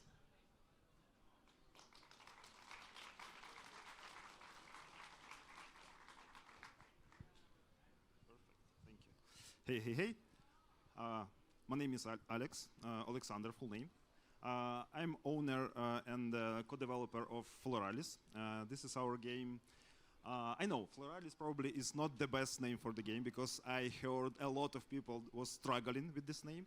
But we strongly believe that this name is representing our world in which our player will believe. So Floralis, it's about the world where the plants took over the whole world and they became predators. And they are trying to use people for their needs. And you as a player have to discover what's going on out there.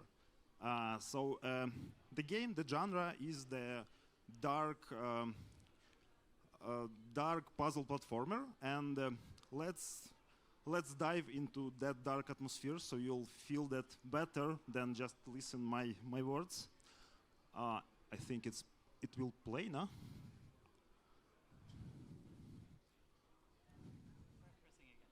Next or?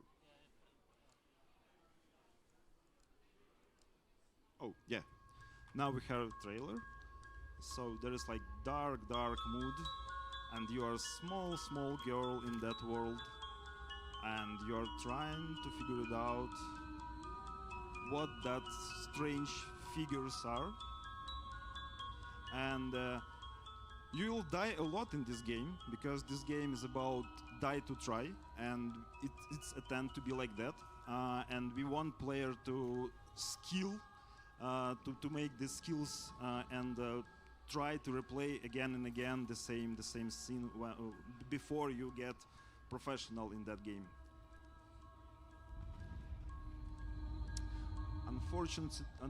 Unfortunately, there is a lot of light, so the scenes are not so dark as it's supposed to be, but believe me, it's creepy. So, as you can see, there's like small girl playing in dark room, and you might know that but this is just Little Nightmare. And I would probably agree because we were expired with Little Nightmares, with Inside, and all that kind of games. So if you are interested and if you like that kind of games, please give us a shot. Try our game. It's not the same, believe me, it's not the same, but it's not bad to be like similar to something which is already good known. The game is available on Steam. Unfortunately, I was not prepared, so I don't have any fancy QR codes or whatever. If you want, you can play it. It's right on the left side behind this scene. It's available on Steam. It's available on Xbox. So yeah, thank you. All right, perfect timing. Thank you so much.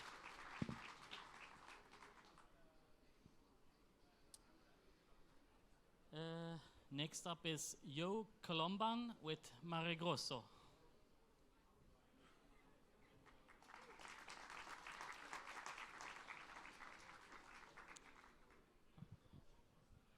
Hi everyone. I am Joe from Flotsam Interactive, and I want to talk to you about our first game, Mare Grosso. Is this the thing? Yeah. Pardon the voice. I've been speaking non-stop for the whole week, and I am out of voice. But we are gonna try to get through this together. So, what's Mare Grosso? It's an asymmetric co-op horror fishing game based on the sword fishing tradition of my hometown of Messina in Sicily. Players will have to work together to try to catch swordfish while trying to survive the increasing threat of eldritch creatures. Asymmetric co-op horror fishing game is a bit of a mouthful. What did I mean by that?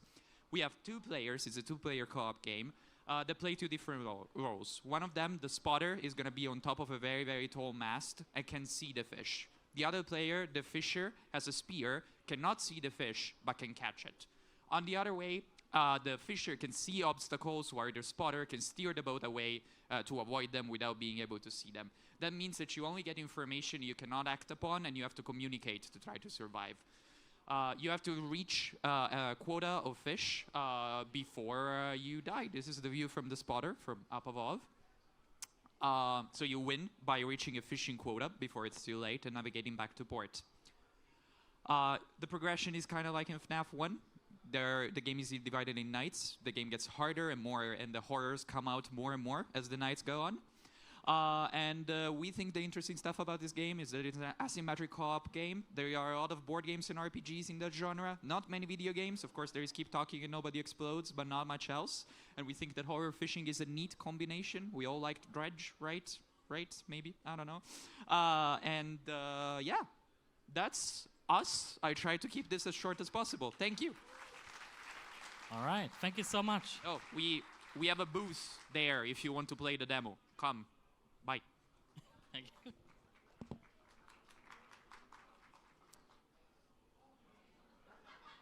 All right. Next up is Nino Koaz with Monuments to Ruin.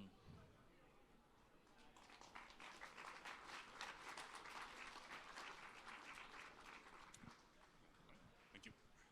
Are you doing the clicking? No. No. Oh, is there one? Ah, perfect. All right. Hello, everyone.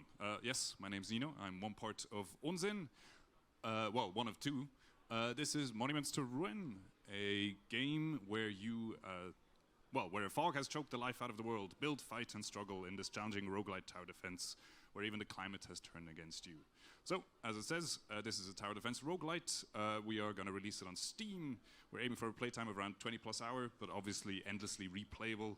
And we are looking at a target release window somewhere in 2027. So, what do you do? During the day, you explore the fog-covered world. You build your defenses. Then, during the night, you have to defend against the monsters coming out of this fog. And all the while, you have to adapt to a shifting world with severe weather events. Outside of all of that, there's constant progression. A big part of our game is that you always unlock something new and try new strategies. Then, looking at that in a little bit more detail, what makes our game unique? Unlike other tower defense games, we don't have grids or lanes, but rather a free building placement, which means enemies take the path of least resistance, be that around your stuff, or if it's faster, through your stuff. At your disposal, a big amount of towers and upgrades for those towers, which also means you can sort of sculpt your strategies as you like them. Then, the second big part of our game, exploration. With settlements, you can sort of push back the fog and reclaim the land, find lost ruins and villages to help you defend against the monsters of the night. Then, sort of a pillar of our game is that humanity is at the center of it. We only have one single resource, that is people. It is who you defend. It's who is going to die if towers get destroyed, and who's going to be angry at you if you mess up.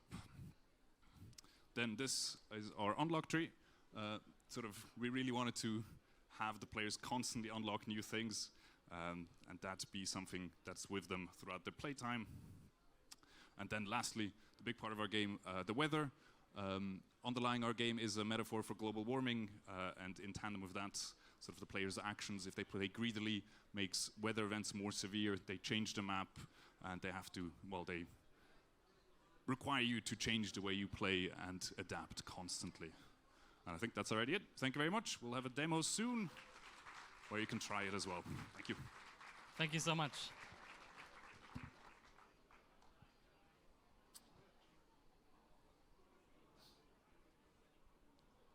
All right. Next up is William Bang with Black Horizon Armada. I assume that's you running towards the stage or the toilet. The fuck? How do I? Okay. Cool. Cool. Oh. Okay. Hello. We're going to talk about our game Armada here. There we go. So Armada is a strategy card game where every match you build your deck from scratch, and fighting across ever-changing planets, you kind of have to adapt to new scenarios, and in order to build the strongest fleet and conquer the Black Horizon. There we go. Yeah, we're gonna look at the game a little bit. So you fight across these three planets, and every planet has a bunch of cards that you can eventually buy and add to your deck. Yeah, you have some cards, you have some ships, you have some stations, and then in this game, what you do is that you generate coin, and then with the coin you end up buying cards from the different stores that are on the planets. So you'll see here in a bit. We're gonna buy the trade deal card. Exactly, let's buy it. Go, there we go. And it's added to your deck, and then eventually during the next match, you can't see that because of the image, but it will flip into your deck, and then you get into your hand, and then you play it, and you know the deck building cycle. That's kind of how that works. So in this game, you are all about buying stronger cards, generating economy, buying stronger cards to attack your enemy, and then you're kind of moving your ships back and forth between different lanes, and then defending or blocking or attacking, and generating attack to eventually kill your enemy, which we'll do here. Bam, bam, bam, bam, bam. Hit the planet, and then dead. Okay.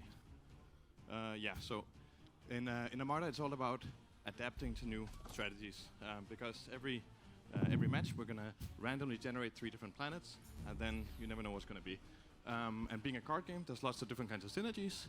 So there's this synergy like here, where we have a hauler. We're gonna generate some coin down there, and then we have a card like market manipulation, which doubles your resources. We're gonna play that one, and then we double our resources, and then using something like war fuel down here, we're gonna convert our resources into pure attack, like that. Then we get attack, and then we can actually hit the enemy. Exactly like that. Cool. And the whole point is that we're trying to make a competitive deck building card game with an even playing field. So you maybe know things like Magic or Hearthstone, where essentially every 3 months you kind of have to buy new cards in order to actually be competitive. And that's kind of what we're trying to change a little bit with our game. We're 2 guys making this game, and we're just super excited about it. We talked a little bit about competitive kind of play, but we also have a single player campaign that's kind of doing a twist on the traditional roguelike deck building kind of stuff. The game is also designed to work as physical games, so eventually one day we can make this as a physical card game with parity with the digital version of the game. Yeah, and that's pretty much it. We have a booth, come try and play, and for those online, you can wishlist and demo. Yeah, thank you. Perfect timing. It's always so impressive when they manage to end it exactly when the timer ends, even though they're not even watching the timer. That's when you have the pitch in your blood. Next one is Henrik Arje with Karma and Jonar. Yes.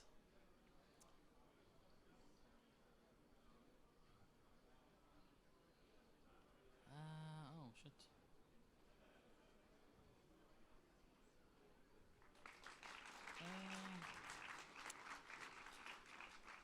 Did we pre-download this, Erin? No? I think I will have to grab you later, because this is a big-ass file. Sorry. I will call you up soon. Or? Oh, it is downloaded. Sorry. You can come back. It is down.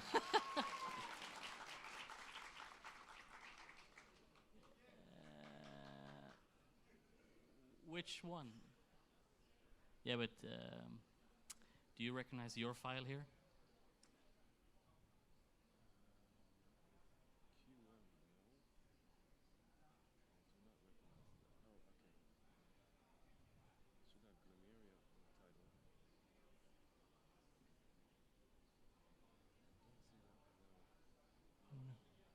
Sorry? Yeah, we'll download it again. Maybe I should. Yeah, that's the one. Let's see. Oh, actually, we have pretty fast internet here. Who knew?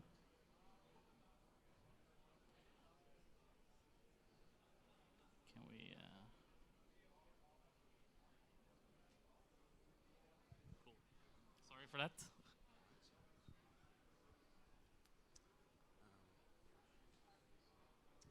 Okay. Hello, everyone. Yes. My name is Henrik Arji. I'm an artist and a creator of the IP called Karma and Jonar. Karma and Jonar is a fantasy story about two children from rival families that must come together to save their world from the evil stone dragon that's invading.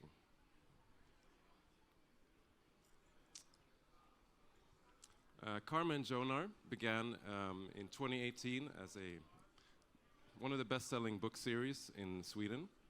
We've released 14 books to date, sold about over 250,000 copies in Sweden and Denmark alone. In 2022, saw the premiere of Karma and Jonar as an animated series produced by Viaplay Studios Animation. It's currently streaming in about 7 languages and available to over 10 million subscribers all over the Nordic countries. And now we're here because we're currently making a fantastic co-op adventure game based on our beloved IP for PC and consoles. Karma and Jonar is a split-screen co-op adventure. Features cooperative exploration, creative platforming, and unique and evolving mechanics as you progress throughout the game.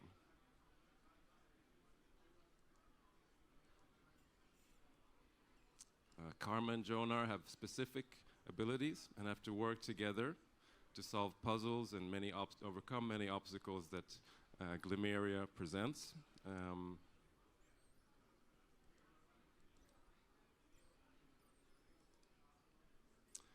And of course, it features dynamic co-op combat, where Karma and Jonar must use their specific weapons and abilities to defeat the many enemies along the way, the minions of the evil stone dragon, and save the world of Glymeria.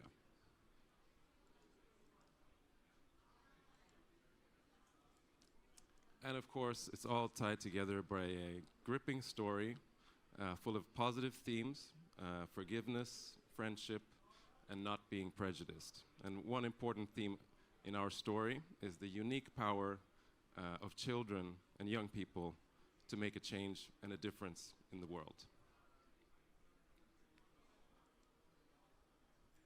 So to achieve this, we've assembled a strong and creative team in Stockholm that are passionate about Karma and Jonar and dedicated to bringing this project to life. That's it? Okay. Well, that's all the time we had. Took too long. Thank you very much. Contact us. Our booth is right there behind you if you want to come and try the game. So please do. Thank you. Thank you so much.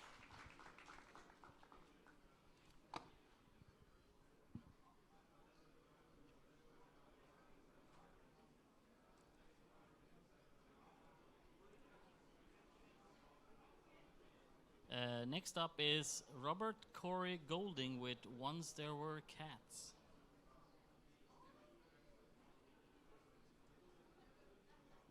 Did we have that person here?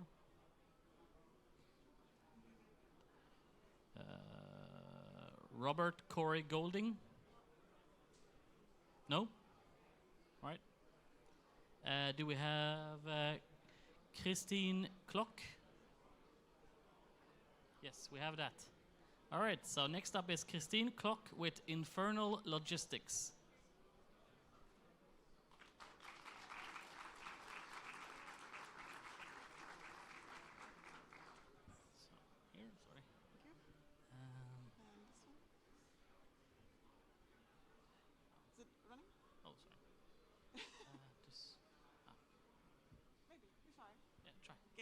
Hello everyone, I'm Christine, this is Enrico, and we are here from Ghost Frequency Games to present our upcoming game, Infernal Logistics. So, Infernal Logistics, you are a delivery driver on a sinister island, and all you want to do is to finally retire. In its essence, it is a narrative-driven, cozy horror delivery driving simulator. If that's enough to convince you, I have conveniently placed a QR code here, and I will put it down in this corner for you for the rest of this presentation. So come to Mistwood Island and discover that the weird feeling you can shake off is because you can never leave it. In this game, you drive through hauntingly beautiful vistas and meet the people that call them home, getting to know the down-to-earth stories of those going about their workday. Then you will, you will, one delivery at a time, discover the mysterious secrets that the island is hiding, and maybe, at the end, you will finally experience what it's like to be retired. Don't just take our word for this, but we think this game can be right up many people's alleys. So look at what those who already played it think, and we hope you may like it just as much as they did. Just to wrap it up, Infernal Logistics is a cozy game hiding supernatural secrets beneath the surface, and you can hide it on Steam and check it out just over here at the corner at Nordic Game. Thank you so much. All right, thank you so much.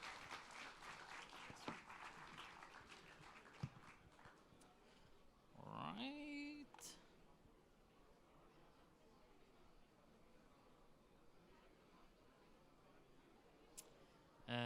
Still no Robert Corey Goling? Nope, okay. Do we have an Arya Raka? Arya Raka? Oh yes, we have one.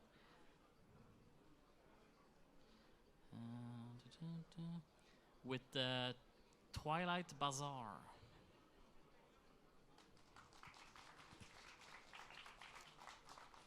Okay. Yes. Test. Are we starting?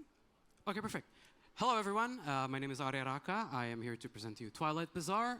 Twilight Bazaar came from our deep want to express our culture, Southeast Asian culture, and what we want to make is basically a game, a bargaining game where you trade feelings with people. And in this bazaar that we have modeled based on our culture, we want the game to be more about the social intrigue and the social strategy that comes with bargaining, because when we bargain for stuff, when we buy and sell items, it's not only just the currency exchange, but we also interact with people, and that's what we want to try to capture with the game itself. Now, the game itself is currently in very, very early vertical slice development and some prototyping and some playtesting required, so we don't really have it set up on Steam, for example, but we do have a booth at A4, I think, in A4, that you can try and, see if you can talk with all of the people and find out what their interesting quirks are. The game itself is more about this process of bargaining, upgrading, and also trying to socialize with the people in the bazaar, not just buy and sell. And of course, we have this very dynamic drama generator. That's what we want to say. Every character has a link to someone else, and that's really what we're very, very excited to try with this, and we would like to know your thoughts. And thank you so much, and see you in our booth. All right, thank you.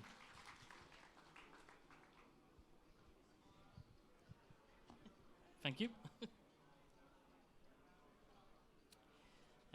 In such case, next up is Zodiac Chen. Do we have a Zodiac Chen? No. Do we have a Pavel Wozniak Rodan?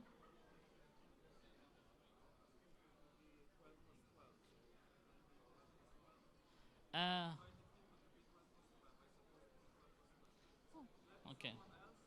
We did say be here early for the but we can go on. Marco, are you ready? This way. Next up is Marco D'Angelo with Gig Crawler. Now.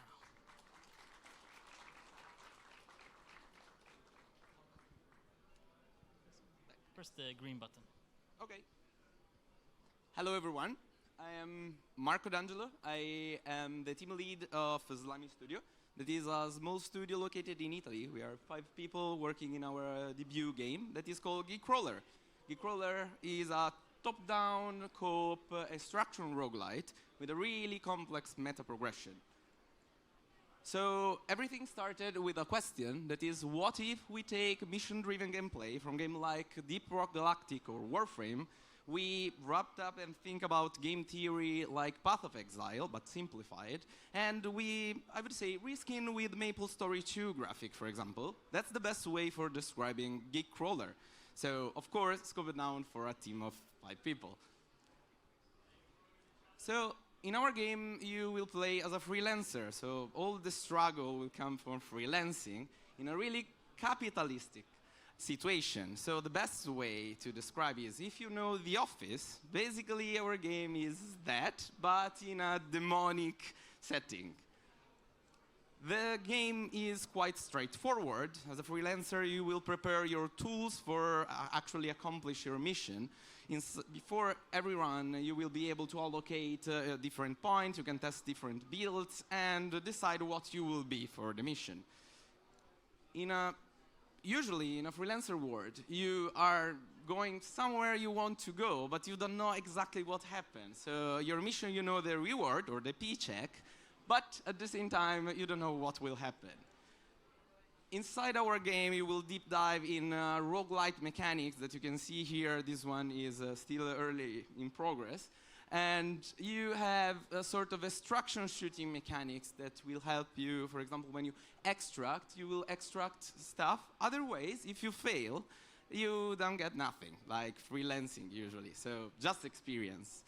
Of course, as you can expect from a roguelite with meta progression, you will have a lot of rewards, different rewards, that come from skin and weapons in our game. Of course, the cool stuff about our game, we are a co-op game, so you can absolutely go solo, or if you have friends, you can absolutely share the struggle of being a freelancer.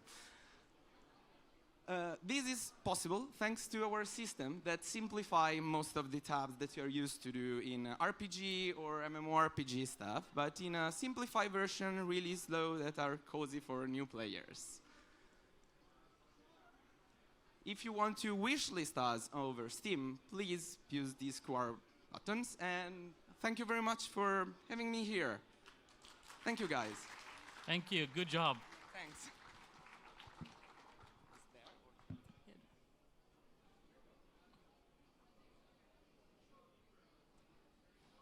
All right. Next up, let's go with Ramon Nafria. Did I pronounce that correct? That's you? Okay. Oh. I see it. Yeah. Next up, Ramon Nafria with Army Moves Overdrive. Then I will do the flashy green one.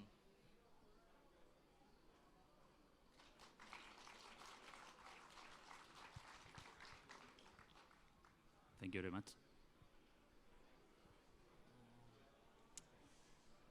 Presentation mode. Yeah. There is a video at the end.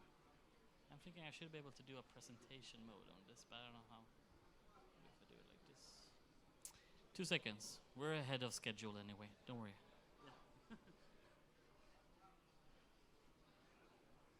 This, and then I can do a presentation here, right?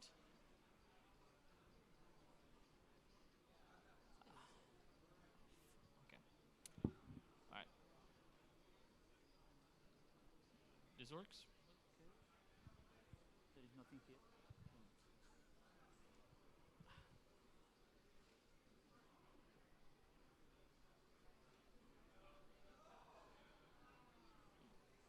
Okay, hello everyone. My name is Ramon Nafria, and if you can pass, or should I pass this next?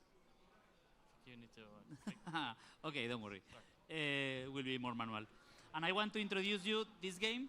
This game is a reimagination of an old game that came from 1985, 1896, in 8-bit and 6-bit computers, like Commodore Amiga, ZX Spectrum, CPC, Commodore 64, or MSX.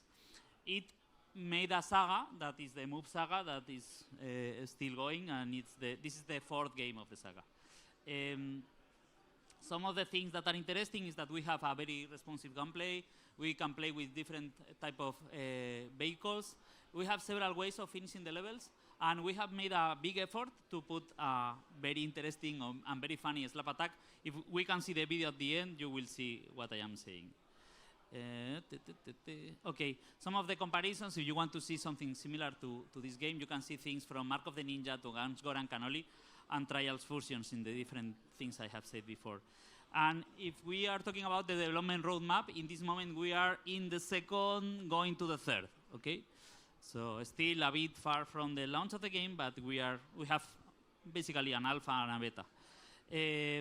The team has worked in previous games like Alex Kidd, Miracle World DX, Endling, or Blues and Bullets, and I think it's a very good team.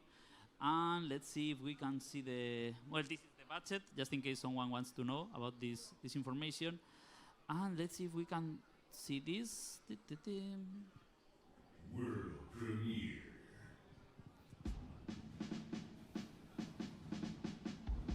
The Golden Age is back.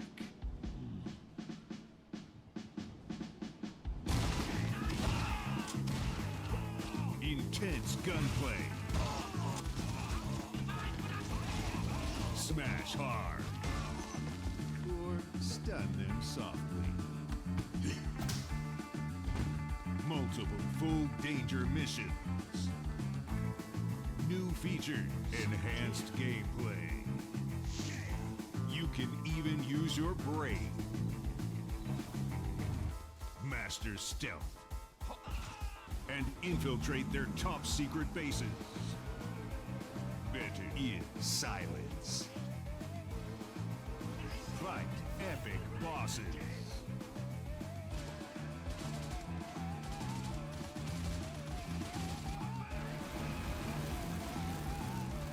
And immerse yourself in a world of action.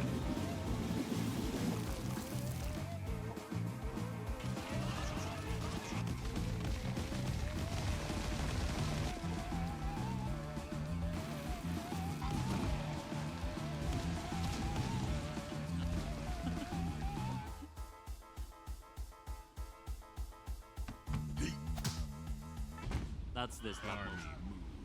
Overdrive. And that's it. Thank you very much. All right, thank you so much.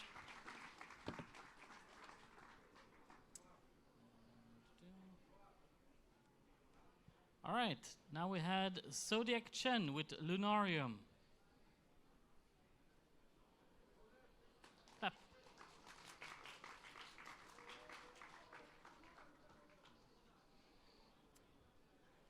All right.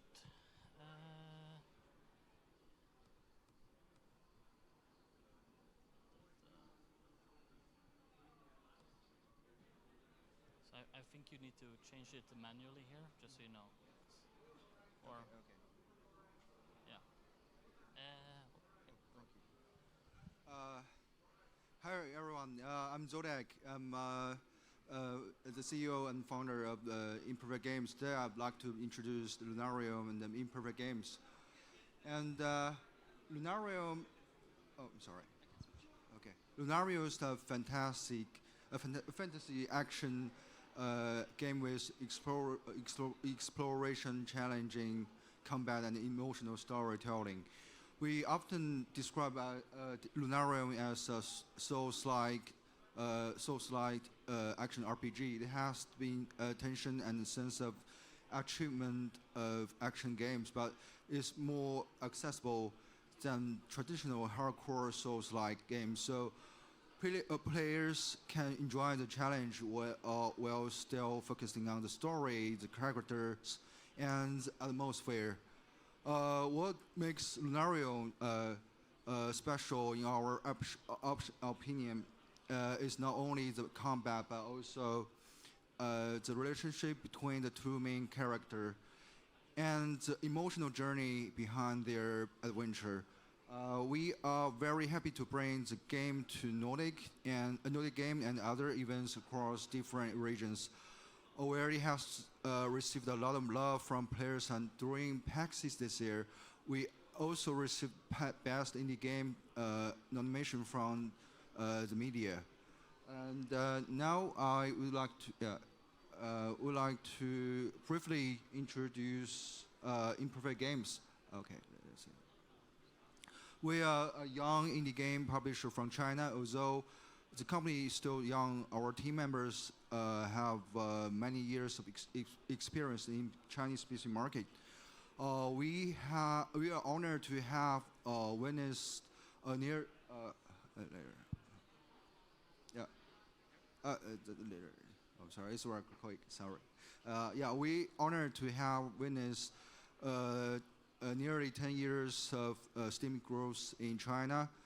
Back in 2015, Steam has around 10 million users in China. Today, the number has grown to over 70 million registered users. Makes China's PC market full of even greater potential and opportunities. We provide developers with full range of services, including marketing, strategy, localization, influencers, and community management, etc. And we are not limited to publishing only, since we are still a startup. We can also offer more flexible cooperation models, such as Chinese PR or marketing service. Okay, those are some companies we have worked with before. Finally, if you are interested in Chinese market, or if you would like learn more, just here's my email. And we have a booth at B23. Yeah, you can check it out later. Thank you. All right, thank you so much. Thank you so much.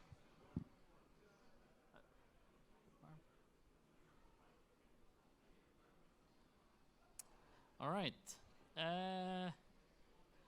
Do we have a Robert Corey Golding here yet? Still no. All right. Then we'll go with Elin, Seeking Home. Oh, yeah, we have that. Elin with Seeking Home.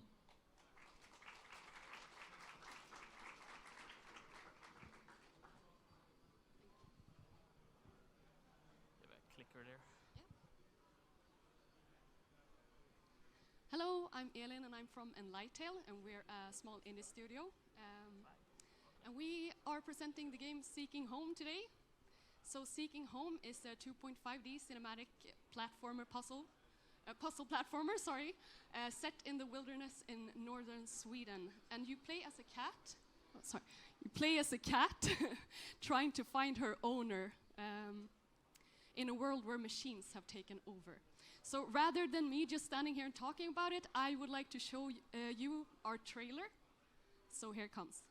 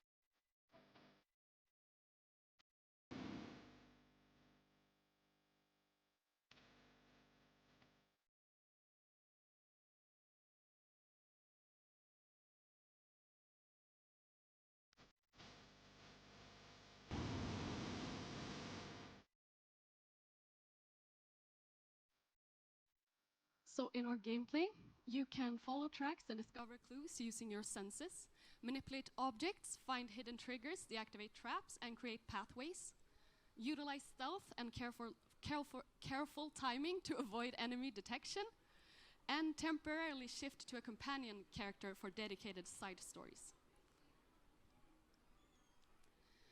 So at Enlightail, we're very, very passionate about creativity and craftsmanship.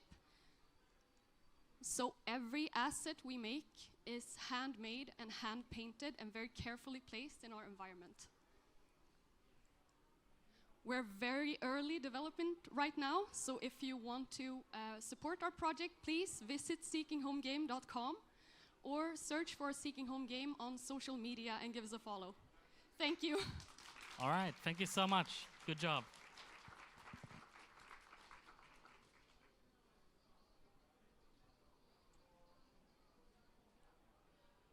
All right, do we have a Deandra Katyusha here? Yes.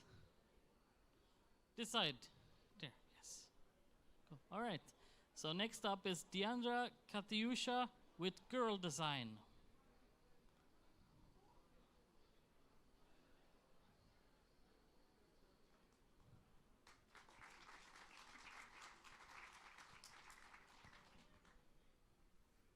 So hi everyone, my name is Deandra. I'm from Goring Games, and we are an international indie studio based in Finland, and we love to make funny games.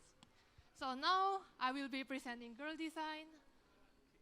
Oh, okay, this is a bigger. So Girl Design is a game where you play as a freelance graphic designer trying to fulfill your clients' endless revisions and requests. So in this game, have you ever been stuck with a client who keeps for asking you for like millions of requests?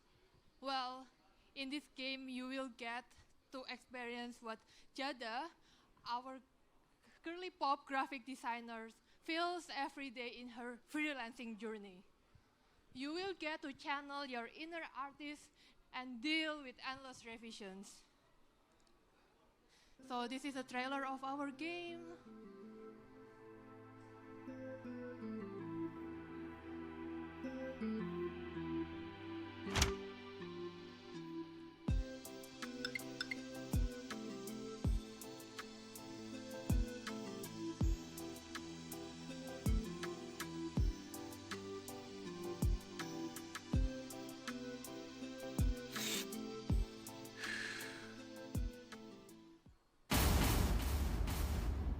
That happens. Been there.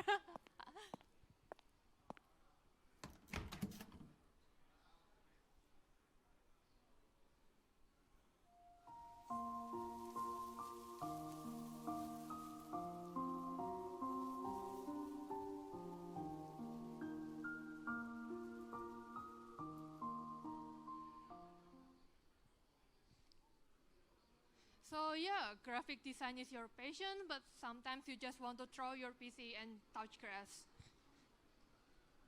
So this is our team. We're a small 3-people team. There is Alina, our Wonder Woman programmer. There is Jane, the cutest animator in the world, and me, the most based UI artist ever. So we released our game on itch.io. It's just like an alpha demo. We had zero marketing, but somehow it got some positive receptions. We got quite good analytics for a game that does zero marketing. The only marketing we did was just like sending the game to our family WhatsApp group, but like my parents don't know how to play it anyway. But right now we're planning to do more marketing, but we haven't got the time because, you know, like I'm just busy crunching every day. But I think this is good enough for a game that does zero marketing. And this is our future plan. We plan to release our game at the end of 2027 in Steam. It will be like around 2-3 hours, just a small game, single player game. And we plan to be more silly, add more funny features, live, laugh, love.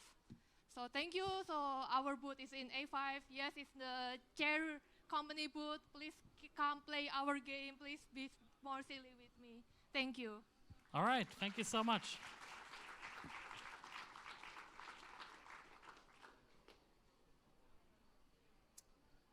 All right, then we can do Farhat Faseli. Do we have a? We have it there. Yes. Did I mispronounce that, or why are you laughing? No, I was just sitting there because I thought it was half an hour there. But No, it's we go quick. All right, Farhad Faseli with Bon Voyage. Yes. Hi, yeah, thank you for being here. So my game is called Bon Voyage. I'm Farhad Fazeli. My studio is called Samarkand. And let's start straight away by looking at the trailer.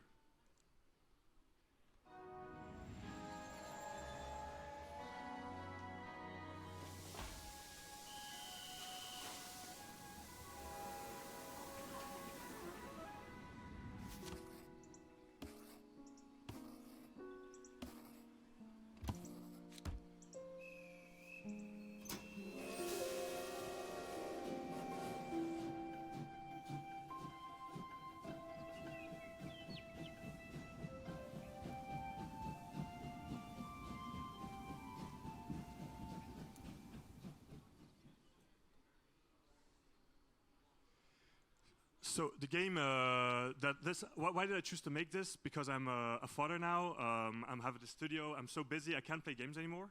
And I've been thinking about what kind of idle game could someone play while they're doing something else. So maybe I've heard of Rusty's Retirement or games like that are games you can multitask with because they're on top of your other apps. I made a game like that also, but I'm trying to make it specifically so that you can really focus while you're working. Because in my game, you play when you're in the station and you plan your route. It's about passengers and all that, we'll get to that. But once you dispatch your train, it's traveling through pretty landscapes. You have like the enjoyment of like bucolic landscapes going by, that feeling.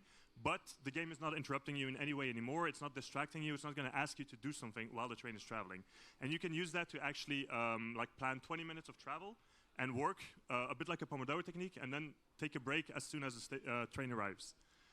So the gameplay is focused on having passengers that board and they have like specific needs. Like a merchant would be like, bring me to a station with lots of connections because it's a bustling city. Or an artist would be like, I want to see a river, please take me to that scenic river for my inspiration for my art. So like I said, Spirit City and Rusty Retirement, those are two inspirations. But I find that Rusty's Retirement and other games like that are distracting. You can't really work. Personally, it didn't work for me. And Spirit City doesn't have really a gameplay depth. What I try to do is get gameplay depth, like get meaningful player choices, and combine that with a non-distracting format. So this is Bon Voyage. We're in pre-alpha. If you want to try to build, I would be very happy to hear your feedback. There's a Discord also. So yeah. Thank you. All right, thank you so much.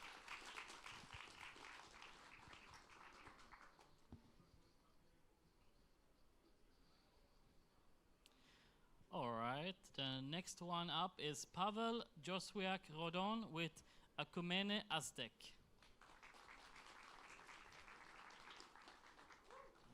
Let's see here.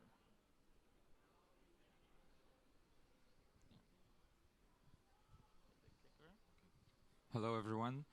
So I want to present you a game, but also a studio, because I thought it's more a business event than design. But I think you can play at B28 our game or on Steam. So I'm more focused on our studio Akumene Games, which has this viral title. You probably maybe heard about this game. 2 years ago it went viral, almost 500,000 views on YouTube, and yeah, and it's a lot of media wrote about this game. So we call it like a triple I game. It's a new word from this conference I discovered. Almost like that, we want to have the quality of AA games. So yeah, and it's a ritual stealth action adventure. Although we can shorten up, it's a ritual stealth action RPG. You can't see the trailer because it's PDF.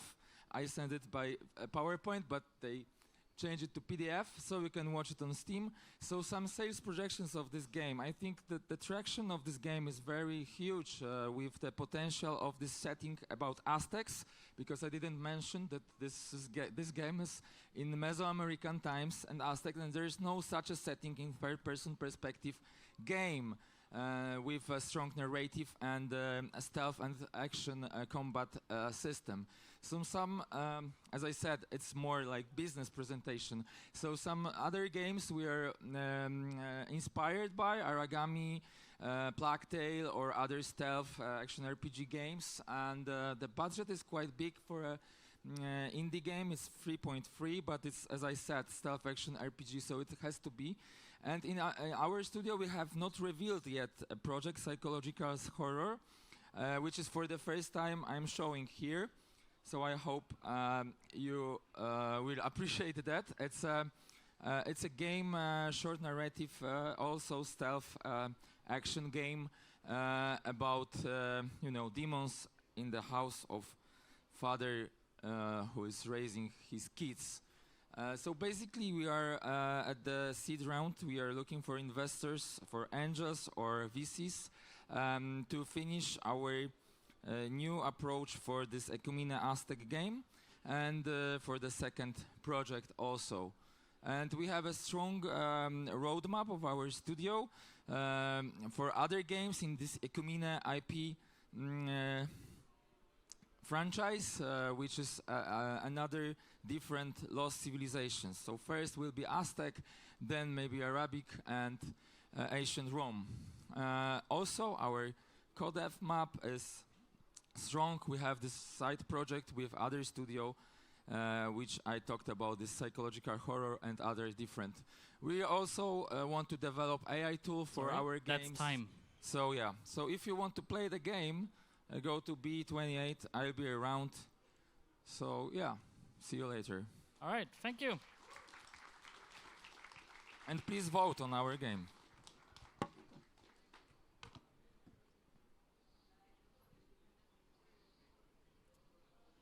All right. In such case, next up is James Flannery with Bunwood Junction.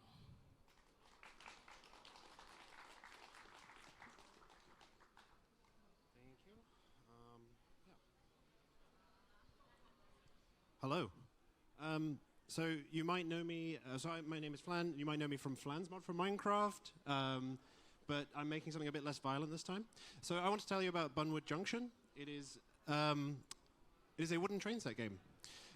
It's a real focus on the feel of a wooden train set.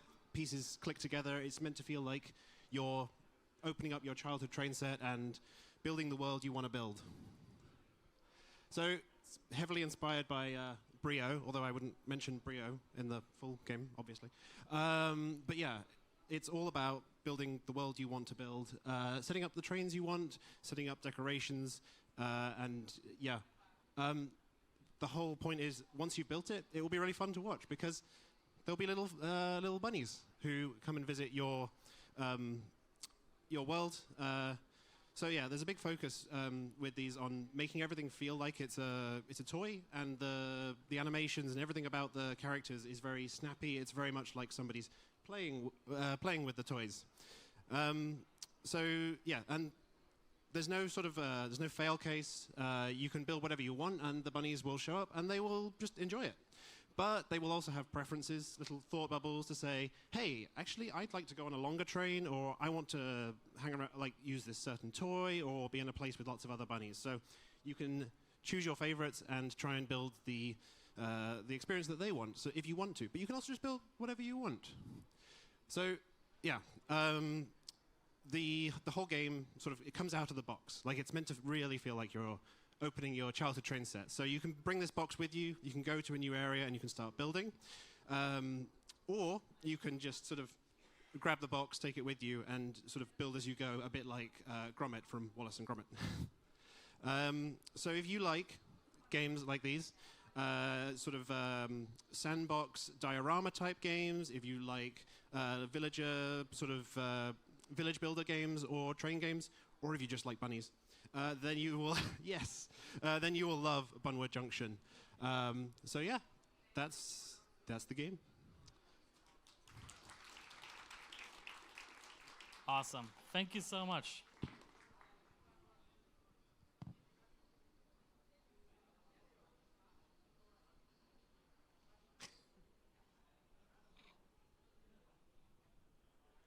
All right. right.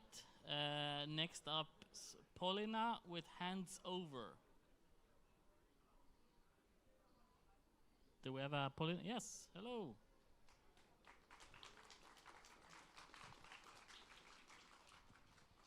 Hi, I'm Paulina from our dog.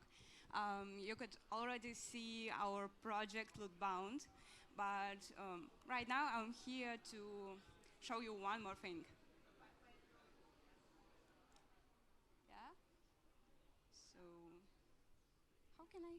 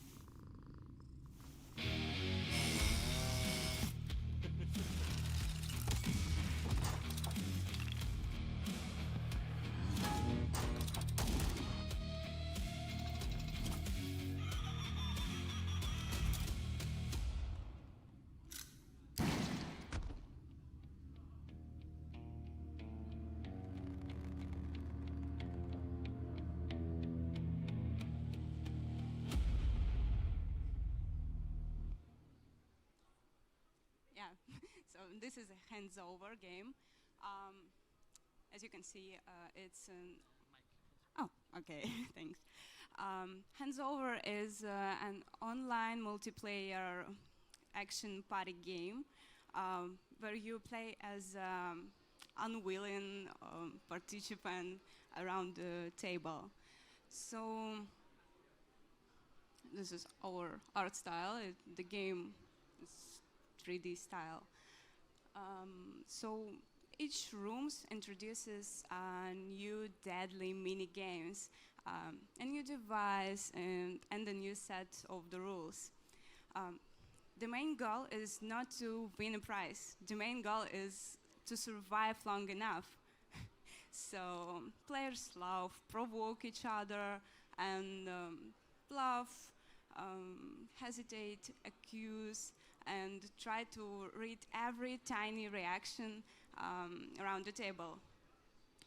The tension is not only between the player and a machine. The tension is between every player in the room. So, in short, okay, this is the games. Yeah. In short, Hands Over is a game about the moment between trap closes. So check out our Steam page if you want.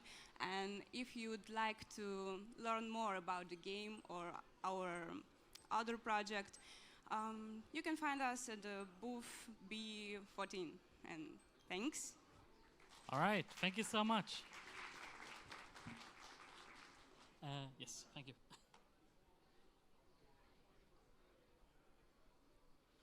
All right. Next one up is Kim Yuan, or Yuan Kim. Yes.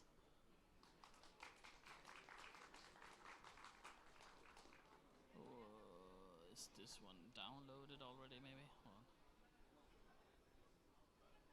Oh, okay. I'm just gonna download it.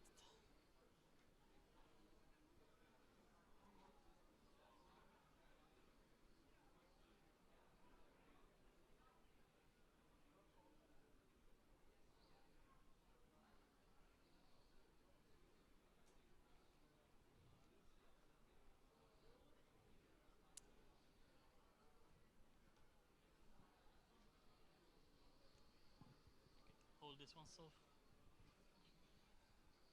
Good afternoon, everyone. So my name is Juan Kim. I'm the CEO at High Percent, a game startup from South Korea. So,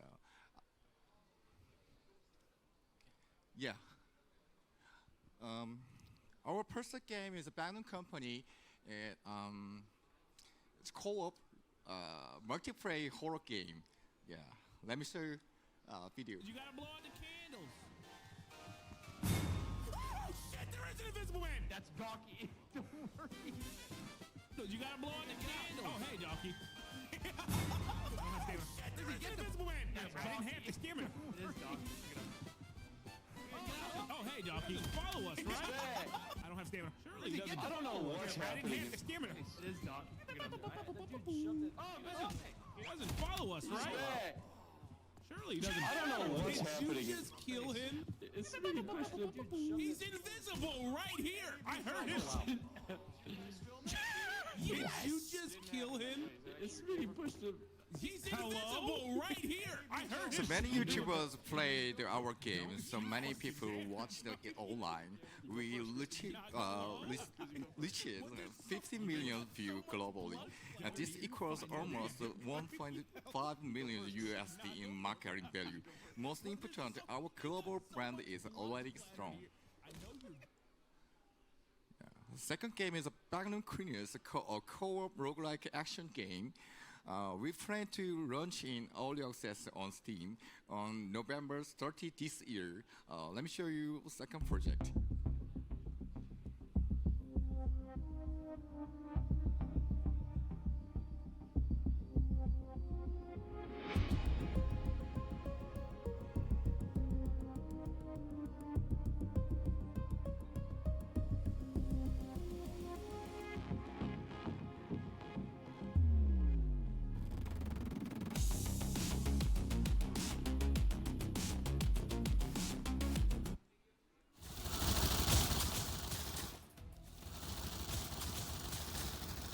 This is a demo play.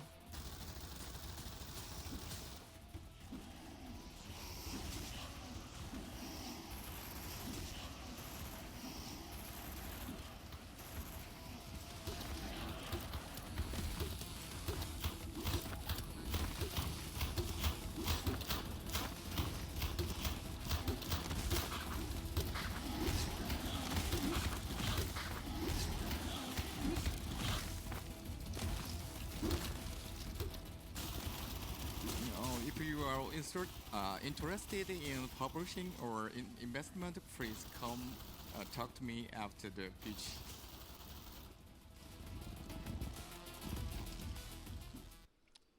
Yeah, thank you. All right, thank you so much. I can get the microphone back. You won? Sorry. Yeah, no worries. Thank you.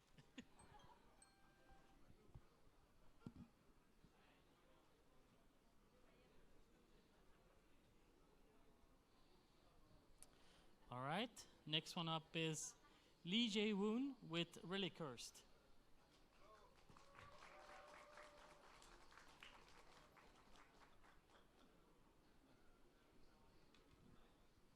Do you want two mics? Oh, just one, yeah. Just one, okay. One here, this one. Is it the green? Yes. Okay. Does the timer start now? Okay. All right. Hi, my name is Lisa, and I'm from Visual Dart. We're a studio based in South Korea. And yeah, we're here to present our game, and it's the very first time that we are showcasing this at a game show. It's called Really Cursed. So this is a roguelike puzzle game where you collect relics and organize them in a bag, and you delve deeper into the dungeon. So currently it's on PC, it's on Steam, and we do plan to expand it to mobile and YouTube Play as well. And wait. And also, so basically this game, people who enjoy this would be the people that like the run-based progression, the ones who like organizing and optimizing backspace in RPGs and survival games would love this game. And then, without further ado, let me just show you we don't have a trailer, but let me show you an in-game play for you to know better. So basically you have different aspects here. You have the gold, you have essence, and you have crystals. And gold, you can use them to buy more items. And then for essence, that is what you need. So you need a certain number of essence before you go on to the next level.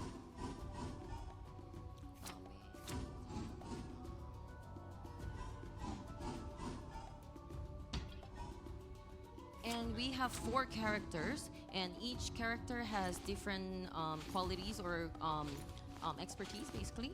And you'd be able to also upgrade them using the pink crystals at the very bottom.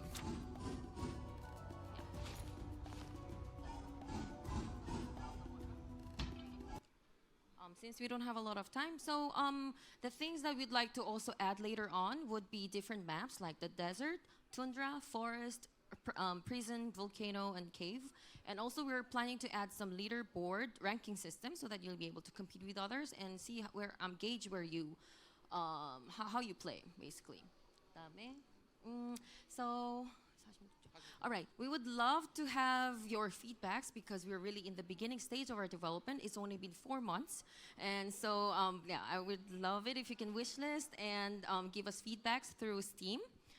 And since we don't have a lot of time. Okay, all right. So the first one to show me a wish list, I'm going to give you a gift. So just show me your screen on your phone on Steam. No one? All right. Oh, okay. You got one. We'll give you a tumbler. Wait 1 second. And another second one. Anyone who okay, maybe it was too fast, but I have one question. What do you need in order for you to go to the next stage? Number 1, gold. Number 2, essence. Number 3, crystals. 1, 2, or 3? Essence, yeah, good. I will give you a tumbler. All right, thank you so much, guys. I would really appreciate if you wish list our game and also give your feedbacks after playing. We would really love it. Thank you so much. Thank you. All right, thank you so much.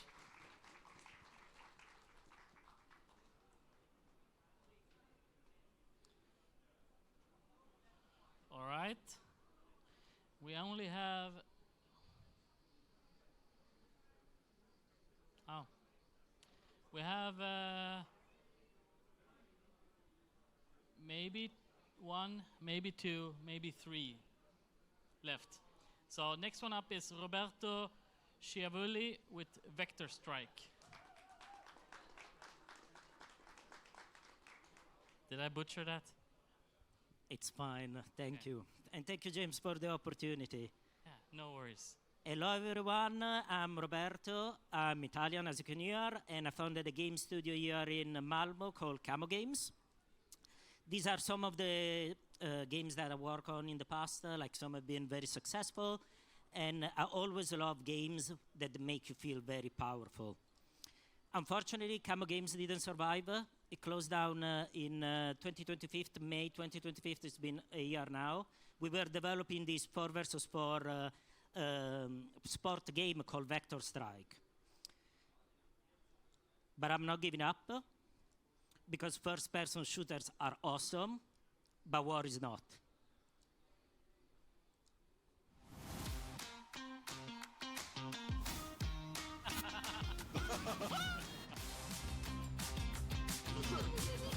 Nice! What a pass! Perfect positioning from Team Yellow and a textbook finish from Rawsome.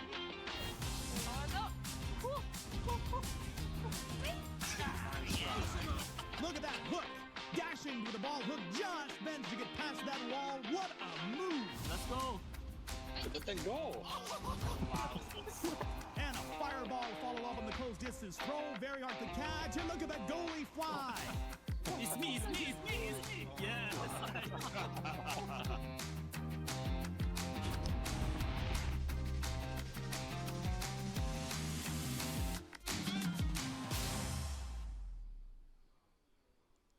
So Vector Strike is in early access, but I need help to finish it. So if you want to help, please join me. Thank you. All right, thank you so much. All right, then we have, I don't know, let's see. Let's give him a final chance. Do we have a Robert Corey Golding here? Still no. All right. Then the final one, which I heard might not be a game. We'll see. Salomo Bertram. Yes.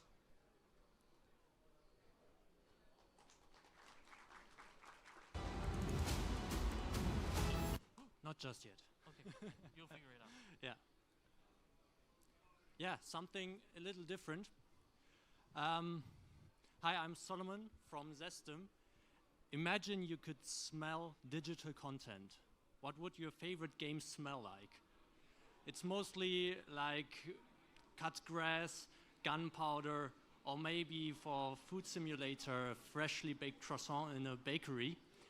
But when I talk about it, it's often that some say, okay, sounds like a cool add-on or a gimmick, but you can't really explain it until you experience it. Because our sense of smell is the only one that allows us to perceive the world in an unfiltered way. It plays a crucial role in linking our memories, like influencing our well-being, and shapes our experiences in general. And that's why we developed our first product, the Scent Bar.